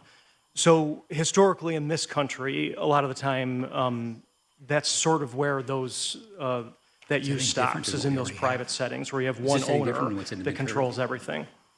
So as part of the state's broader climate goals and the push for all electric buildings, in 2022, they passed the Utility Thermal Energy Network and Jobs Act. And what that did is it mandated the 7 largest utilities in the state to put forward these feasibility studies to look for areas within their service territory where they could construct thermal energy networks to efficiently heat and cool a network of buildings. The same way you might in a campus setting, but using green energy in an area where you have multiple property owners. So think of a neighborhood, something like that. And the reason for that is with the state's broader climate goals in that push, they know that there needs to be multiple different solutions to achieve that. Everybody isn't going to go on air source powered by solar. You know, you're going to have to look at other options. So flash forward a couple years with this project, what we've proposed is to use the Onondaga County Metro Wastewater Treatment Plant that is on Hiawatha Boulevard as a thermal resource. So what happens there is every day you have, 65, 70 million gallons of water that is treated from the city of Syracuse and discharged to Onondaga Lake. And that water in the winter is much warmer than the air, and in the summer it's much cooler than the air. So basically you can capture that resource, which is totally unutilized right now, and take thermal energy from it in the winter and put thermal energy into it in the summer. So this works very similar to how a geothermal well would. You see that in people's houses where you might drill a single or a couple wells that are down a few hundred feet deep because it's warmer down there than it is in the air. So this is the same technology, but instead of having to drill those wells, you can capture the heat that currently just gets dumped into the environment. So what we've done is designed this pilot project, which is currently under review by the Public Service Commission, waiting for approval to go to construction. And a key component of that is this energy center property. So I've got a couple helpers here just to tell you details about the building and the neighborhood where that's going to be placed in. Thank you.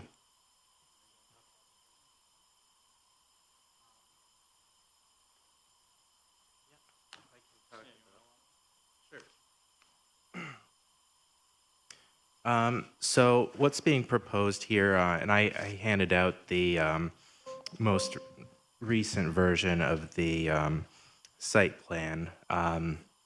So on there, it's got the city zoning and bulk requirements, and shows that the proposed structure there meets all of the city's current requirements. So what's being requested as part of this project is a major site plan approval and a special use permit for the major utility use, which in MX4 zoning district is a special permit use. So as part of the application, we submitted a letter outlining the city's special use permit criteria. So I won't belabor each of those points. I'll just mention that the a lot of the criteria relates to compatibility with the city's land use and comprehensive plan and those requirements. And I think this project especially, apart from meeting the city's site-specific requirements in terms of bulk and area coverage, when you look at the city's comprehensive plan for 2040, there are a number of goals there related to sustainability and energy resources. So one of those goals is reducing the city's impact and volume of energy use. So I think this project is kind of uniquely situated to address that goal specifically and advance the city's goal. And in terms of the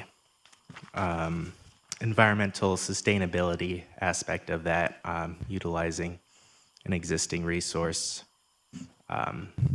helps advance the city's sustainability goals in that regard too.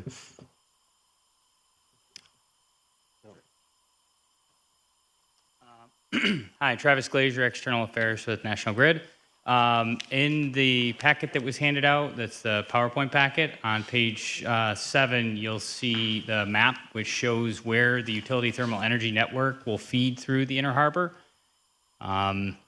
It starts at the Metro Wastewater Treatment Center, which is what Will mentioned, and goes down Pulaski Street, where it meets Geddes and North Geddes, and goes up to Geddes and reaches this energy center. That marks the end of what we call the first loop, right? That's the loop that takes that wastewater from Metro and then brings it, gets that thermal energy to the energy center. From that area, there's another closed loop, which then goes through the neighborhood. It runs up Kirkpatrick and then to Solar Street and feeds the future development in those areas with the thermal energy, that ambient thermal energy loop. And so you have two separate loops that are feeding and transferring the thermal energy from the water that comes from Metro into the loop that then feeds the residential distribution center. So that is going to be essential for helping future development. As you know, the Iron Pier project used geothermal. Core, who's the developer there, is really interested in this technology. They've got experience with it, and this is essentially providing them that resource without having to dig the wells. In addition, our largest customer will be the Onondaga County Aquarium. We have a facility, you'll see on that map, there's a small facility which will provide the thermal energy and allow the aquarium to then utilize that green energy as well. In addition, there are other unused lots within that area which then will have access to this. This is a 5-year pilot project, and the intention or the future use is to potentially build out afterwards. So this is being scaled in such a way that there is the opportunity for future expansion in this neighborhood. But this first 5-year stint is really about those buildings which are outlined there. It's really the core properties and the other adjacent properties on Kirkpatrick, Solar, and obviously the aquarium. Thank you. So what's the distance between the venue for this facility and the metro land? Roughly. Down to the inch. No, I'm no engineer. Yeah, so that's about a block and a half, basically. You come out of the metro plant and you go down that first block of Pulaski, and, well, sorry, 2 blocks, let's say. Then the second block, and pretty much you're at that intersection right there. So the legal address is Van Rensselaer, but it's actually on the Geddes side of it. Is there an optimal distance or optimal range for facilities such as this to capture the energy that's leaving the plant? Is there dissipation over distance that creates problems, or? Not so much, mainly because you're in the ground, you have a high enough flow, and these are large diameter pipes. We're installing this now, as Travis said. And it's consistent too, a consistent flow. Right, and the intention is to be able to expand this in the future. You know, that wastewater treatment plant is a huge untapped resource. So we're doing this as a pilot because that's what we were asked to do. But once we do the proof of concept, at that point, you already have pipe in the ground to be able to go in other directions. And, you know, just a note about that expandability, there's over 600 wastewater treatment plants in the state of New York. So if you can prove this out as a way to do it and efficiently heat and cool buildings, this is something we can show other municipalities and private owners how to do. Thank you. Additional questions for the team? So I'm sure you're all aware that the Common Council just approved a moratorium on BESS. And just want to make sure for people listening or people here who may have some questions, this is not a BESS operation. And there are no lithium batteries involved that are going to catch fire. And yeah, so that's sort of the beauty of this is it's just water.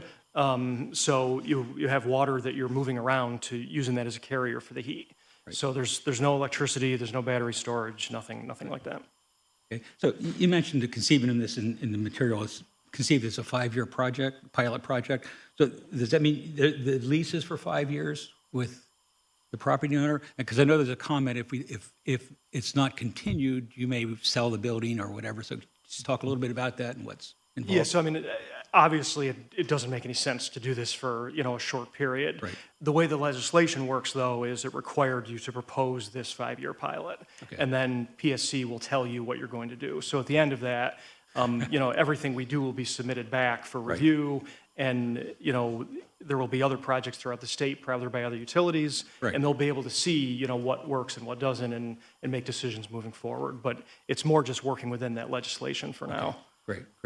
So, I mean, what we wanted to see is success within the legislation. Okay. Right. Great. Thanks. Additional questions? Yes. You? Your turn. Okay. No. So I note that the Onondaga County Planning Board has asked us to take a look and talk with you about additional screening, which I completely agree with, on the streetscape, which includes a corner, if I saw it correctly today, I believe. But in any event, the goal would be to have better greening of the area in front of your building. Yeah, so just point of clarification is it actually won't be on the corner. That's a fairly large lot, and we're over at the, I guess, map west end of it. So you're just on Geddes as far as street frontage. So what we did do in the revised drawing, which is in the packet, I believe, is we did add some additional screening along the sides and the rear. That was how we interpreted that comment. If more is desired in the front, we can certainly do that too. We're actually more space constrained on the back and the side. But the thought was that would provide some more screening up against what will be, you know, residential in the future. And I'm assuming that there is a containment plan if there's a leak in the storage tank. Yeah, so, you know, again, the beauty of it is that it's water, but even so, it's a large volume of water. Right. So we'll be required through our environmental compliance department to register that and have spill control plans, and that'll all be administered the same way all of our other tanks that don't contain water are throughout the state. Okay.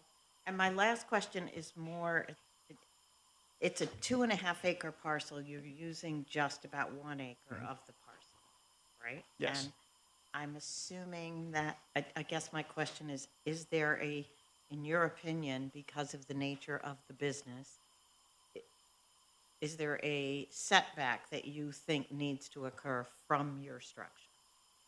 No, and what we did is through our facility siting process, we looked at this and determined it's not explosive, it's low pressure. You know, we're used to dealing with electricity and natural gas. Right. So, you know, the medium here is different. Obviously, you don't want, you wouldn't put a house right next to a property line, and this is no different than that. But as far as a setback, just from a safety perspective, no, we didn't determine any concerns there. Thank you. Okay, the pilot program's for 5 years. Once this is constructed and up and running, what's the proposed life of this? So the proposed life is, if you have to put a number on it, what are we going to say, Brendan? 50 to 75 years. The reality is it's HDPE pipe. So that number that gets attached to it is more just because there's not data to show anything to the contrary. I mean, With maintenance, you're saying exactly, because everything in the ground is plastic, and what's above ground, I mean, pumps fail, obviously, heat exchangers need to be replaced, but those are all wear items that you would replace over time. Right. It's not something that would cause the system to be shut down. Okay. And it's built in a way that in an area that, you know, has a massive 120 inches of snow and then has a temperature range into the upper 90s. This is going to be able to stand outside and be safe for the public. Yeah, absolutely. And so, you know, everything that's inside the building that's a conditioned building. The tank is insulated and everything else is in the ground. So yeah, we're definitely set up for our exciting climate. Look at the weather forecast for today. This is a more active place than other places you could have put it. The other question is this technology in use currently anyplace else? It is. So, you know, in sort of typical fashion, this is far more common outside of the U.S. But even here, there's an operating system in Vancouver that's very similar to this. And there are also private systems elsewhere in the U.S. There's one outside of Denver, I believe. And I think there's something similar in, where's the other one? Texas? Yeah, well, and there's campus systems, but as far as more, you know, larger scale systems that involve private property owners, things like that, those are sort of the best examples. Thank you. Another question. What do you anticipate in terms of routine or semi-routine maintenance for the facility? I understand we've not done one of these before, so some of that's up in the air to some extent, I'm guessing. But what would you imagine? How frequently would you need to access the facility for some sort of routine maintenance to keep it in good working order? So it sort of changes over time, because this, again, is going to be a new facility, new to us, and the whole point is to learn how to do this. So at the beginning, I would expect to see daily traffic as you're trying to wrap your head around this. But the best analog for this, honestly, that we've spent quite a bit of time looking at is Cornell University. They have a lake source cooling plant, and they cool most of their campus buildings with Cayuga Lake water. Okay. That facility is very, very similar to ours. It's the same technology. And that's been running. Been in place for a long time. It's been running for over 20 years. Yeah. And we've gone to visit that, we've talked to them, and I mean, they're more into a system now at this point where they have somebody that visits once a week. And you collect data, you check on things, and then, you know, you have preventative maintenance that's scheduled throughout the year. But they're kind of on autopilot, I would think, by now. Yeah, yeah. Okay, thank you. So a little bit of just a little bit of maintenance here, and I apologize because we're running late, but we have to be out of this building at 10 o'clock. We cannot perform seeker on this because the Public Service Commission was listed as an additional agency. Okay. So I politely ask, like, I'm not trying to rush you guys, but we got some other people in here that we want to give some opportunities so we can hopefully get done. So since they have to come back, since we can't do seeker, I'm asking if you will politely agree to that and come back to us in 3 weeks. Thank you. Happy to do so. All right. Sorry and thank you. Yeah.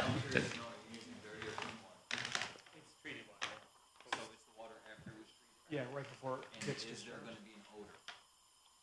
Oh, no, this is all, yeah, it's all closed, yeah. Our next application, please. All right, next up is 311 Comstock. It's a major site plan review. I'm going to try to give you both 5 minutes, otherwise we got to all get out of this building. So please, if you can make an abbreviated presentation. I know we have a lot in the staff reports. We'll try to make it work as best we can. Sorry to put you on the hot seat. That's fine with me. Good evening. My name is Jared McCormick. I'm with DM Architectural, 225 Wilkinson Street in Syracuse. 311 Comstock is the proposed demolition of a 2.5-story, approximately 1,500 square foot, I believe it's single-family student housing, and the construction of a new 3-story, roughly over 2,000 square foot, 6-unit apartment building. Unique site because it does not have a driveway access off Comstock. It is accessed on the rear through an easement that comes out on Harrison Street. And I guess the parking is basically just expanding a little bit more to provide an accessible space and some additional snow storage, but it stays in place as far as what it is and does meet the requirements of zoning. I don't know if I need to describe the building or anything like that, if that helps, or trying to keep it short. 6 dwelling units? Yeah, 6 dwelling units. Yep. And it's currently vacant, right? It hasn't been used, it hasn't been rented for a while? Or are there units in there, right? How many units? It's only 1 unit. It's only 1 unit Yep. now? Oh, okay, great. So we're replacing one with 6. Yes. It's a good thing. Okay, thanks. Sure. Aerial apparatus access, right? It's under 30 feet. Yeah, we worked through initial comments during the Got it. pre-development. Just want to confirm Yep. that. Thank you. Yep. Additional questions for the applicant? Okay, thank you. Thank you. Is there anyone wishing to speak in favor of this application? If so, please come forward, provide your name, address, and comments.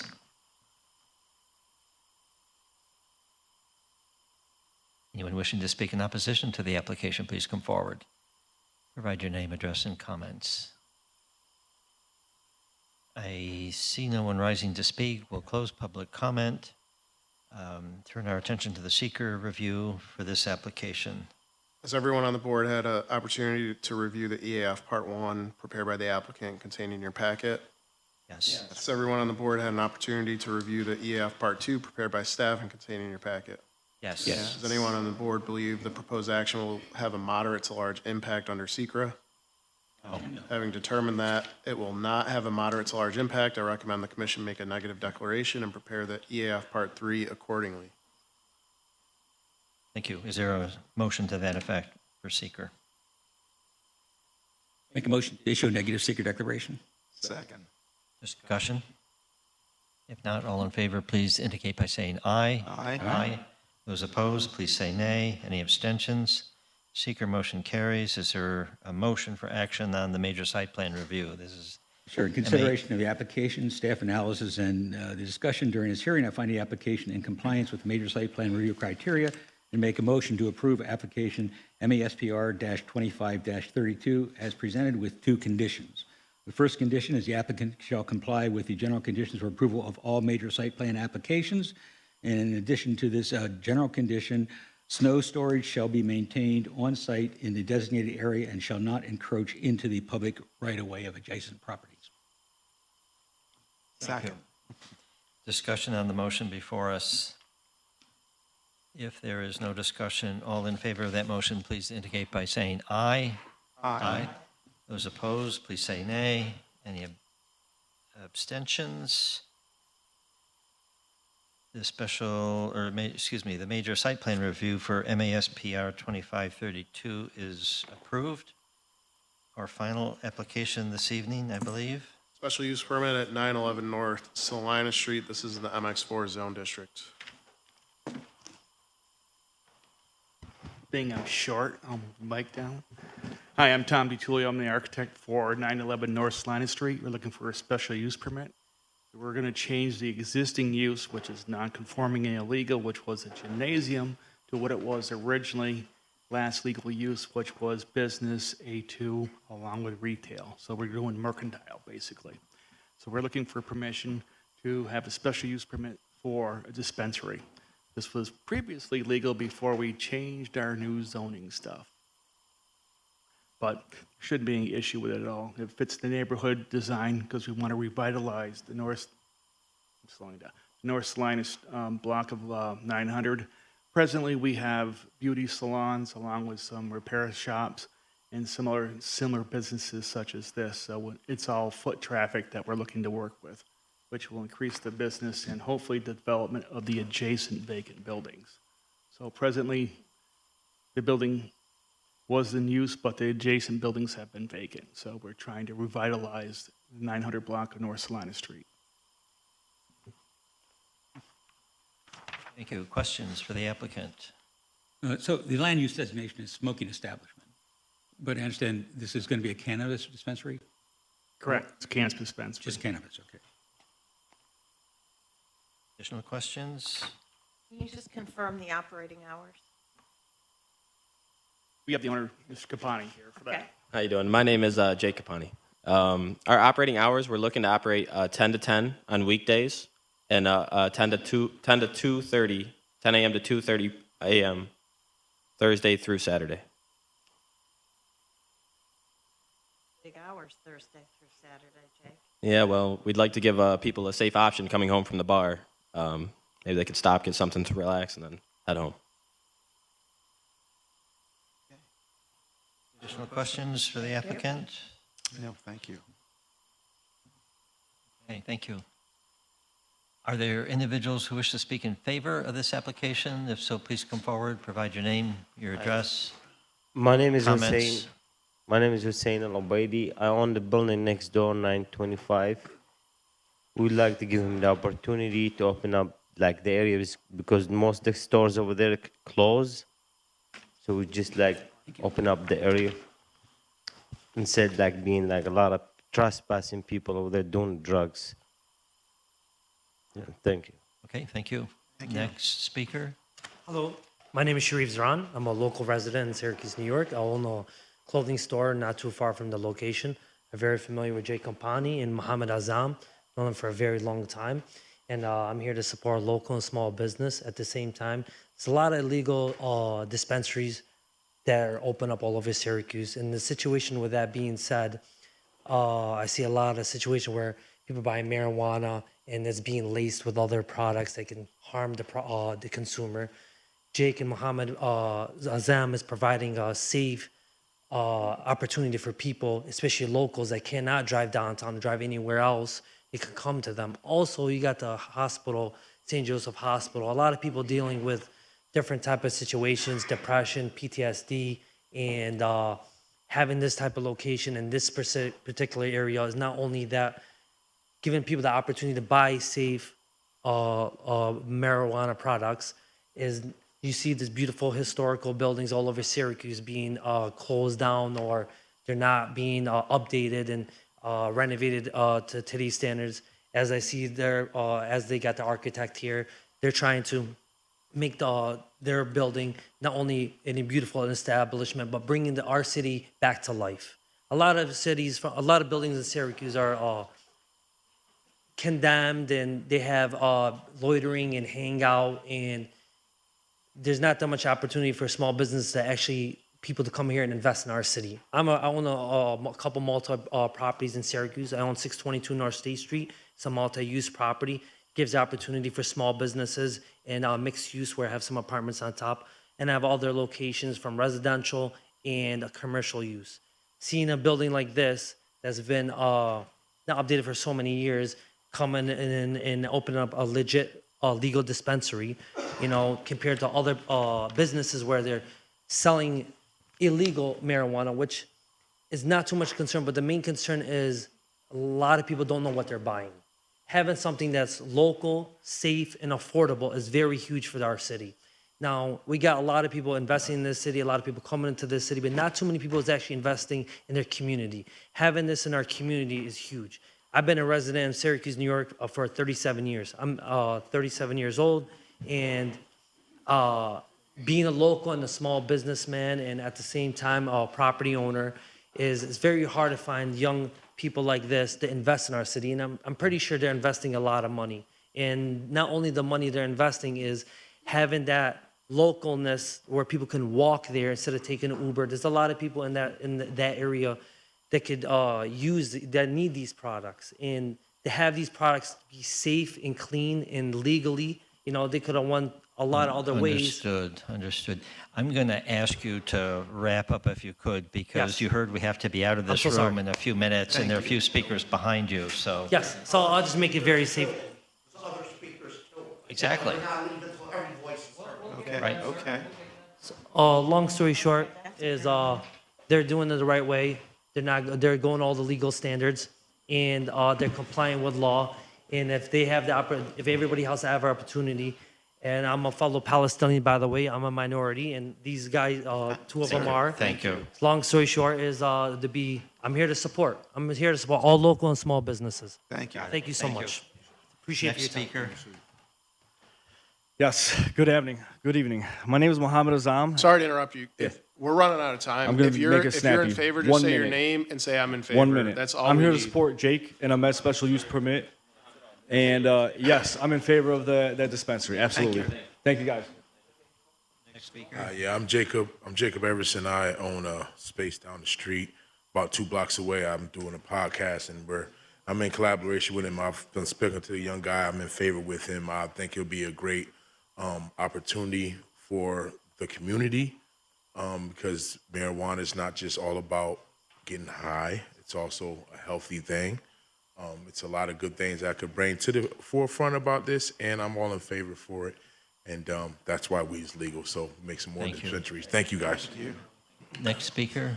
My name is Richard Shamaro. I'm the neighbor next door to the building, 917 North Salina Street, and I'm in favor of this. Thank you. dispensary. Thank you. My name is Linda Dwyer. I've lived on the north side for 50 years, and I was really excited about this business taking part here in our area. It's a safe environment for us to go, and at our age, at my age, I have some chronic health problems, and it's a place I could go and feel safe to go to. Thank you. Thank you. Good evening. My name is Jorge. I'm here to support the business. Thank you. Hello, my name is Robert Molta. I own 611, 617 North Salina. I restored that property 25 years ago or so. Just seems like we need some businesses on that block, on that street. It's dying. We need something to keep these buildings alive or they're going to fall apart. If I didn't know what I did 25 years ago, those buildings would be falling apart. We got to give these guys a chance to open up a business and rehabilitate this area. Thank you. I am Councilor Marty Nave. We have a cannabis shop across the street. It's still running. It's marijuana. We have Assumption Church. We have a funeral home. We have a food pantry, and we also home for Tilly's Touch. Tilly's Touch, you know what that is? It's for children who learn after school. If you believe cannabis is going to better my area, because some of you have spoken in favor of it, all of you live on the north side? Do you live in Syracuse? You live on the north side. Is it going to better my community? The applicant said he was also going to open an ice cream shop. Has he applied for a permit? Has he? No. That's the next thing. The question is, will it better my neighborhood? That's for you, the Planning Commission, to decide whether or not it will better our neighborhood having a cannabis shop. Okay. Please, Then one there speaker is at one. a There time. is one on Willow Street. No, there's other illegal. Please, one speaker at a time. My Ma'am. name is Catherine Cullivan. I'm here on behalf of the Washington Square Neighborhood Association. I sent you a letter earlier. I don't know if you got it in your email. It was a late send. It was addressed to the Common Council, but I forwarded it to you. In the interest of time, I won't belabor this. I am in opposition, and you can read my letter. Thank you.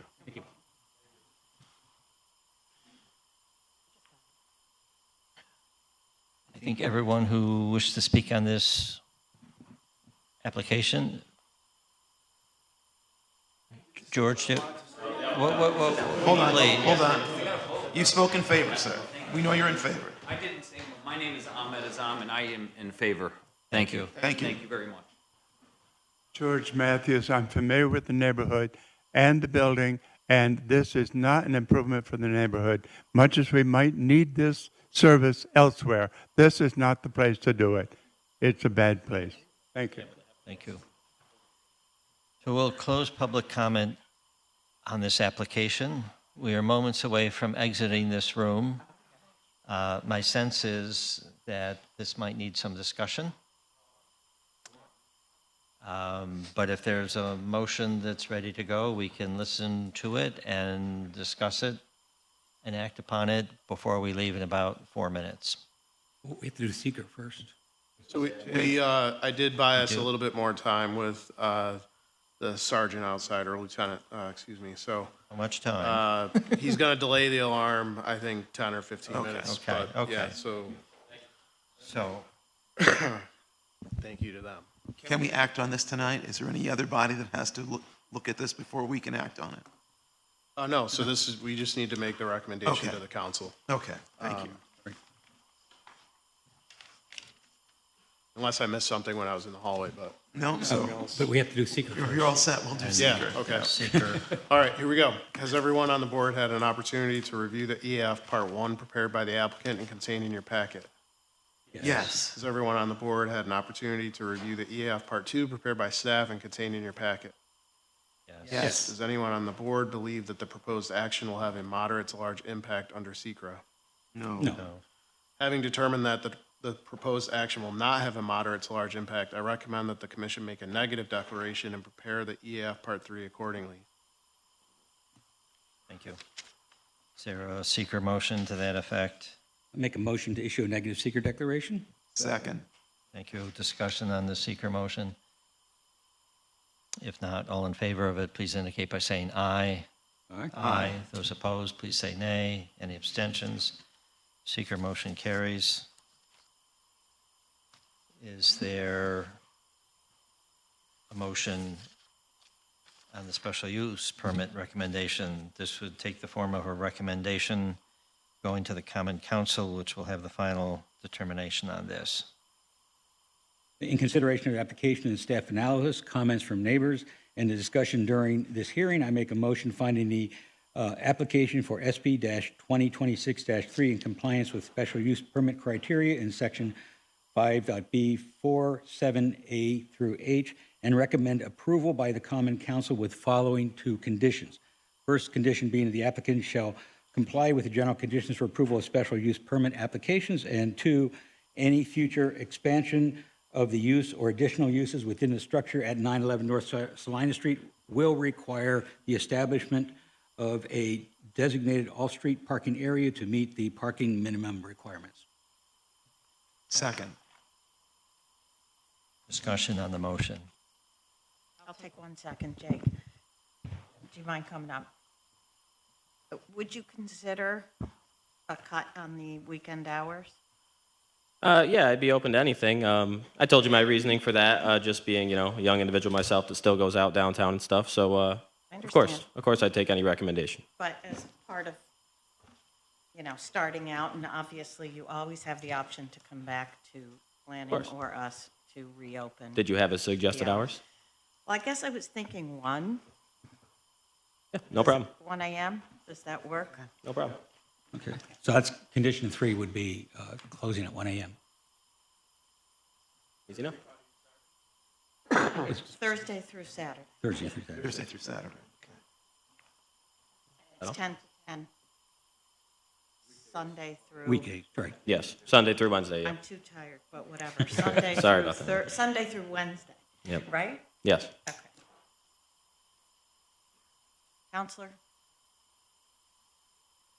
I just want to remind everyone, I represent 30,000 people in my Common Council district. A lot of people. Everyone has an opinion. I understand you want to bring a business here, and that's fine. You know what we're lacking? You know what people were talking about tonight? How come we don't have a grocery store? How come we don't have a supermarket? All right. That's not the farmer's Councilman market. Let Nave. me finish. Councilman Nave. Sir, let me finish. I was born and raised on the north side, so don't lecture me. Councilman Nave. Okay. Please look at us. Well, please. I was address- born and raised on the north side. And what a lot of our new Americans are asking for, why don't we have fresh food, fresh produce? You know, as district council, how many illegal businesses we shut down? Smoke shops, Jake knows. Wall Street, Butternut Street, Grand Boulevard, Burnett Ave. I can go on and on. Whether they were illegal or not. And if there's one already on North Salina Street is illegal, then I'm sure the Director of Code Enforcement is going to shut it down. Sir, I have the floor. Thank you. I am the district counselor, and I'm speaking on behalf of my constituents who are born on the north side, and I speak for them. And if you were at my neighborhood district meeting 2 weeks ago, you would have heard them loud and clear. But not everyone could come here tonight and be here till 10 o'clock to have their voices heard. So I'm speaking on their behalf. Thank you. Thank you. Thank you. No. We're The done. comment is over. Okay. We have, I amended the motion, I believe. Yes. Right. Okay. clarity on the hours that are not part Yes, of the motion. I thought we clarified that. So it would be, 10 and then. right, 10 to 10 to and 10 1. to 1 on weekend. Okay. And it'd be condition 3. Further discussion on that motion that's before us? If not, all in favor of the motion, please indicate by saying aye. Aye. Those opposed, please say nay. Any abstentions? Motion carries. It will go to the Common Council for a final action. We have no Move to addition. adjourn. Yeah, is there a motion to adjourn? I move. Second.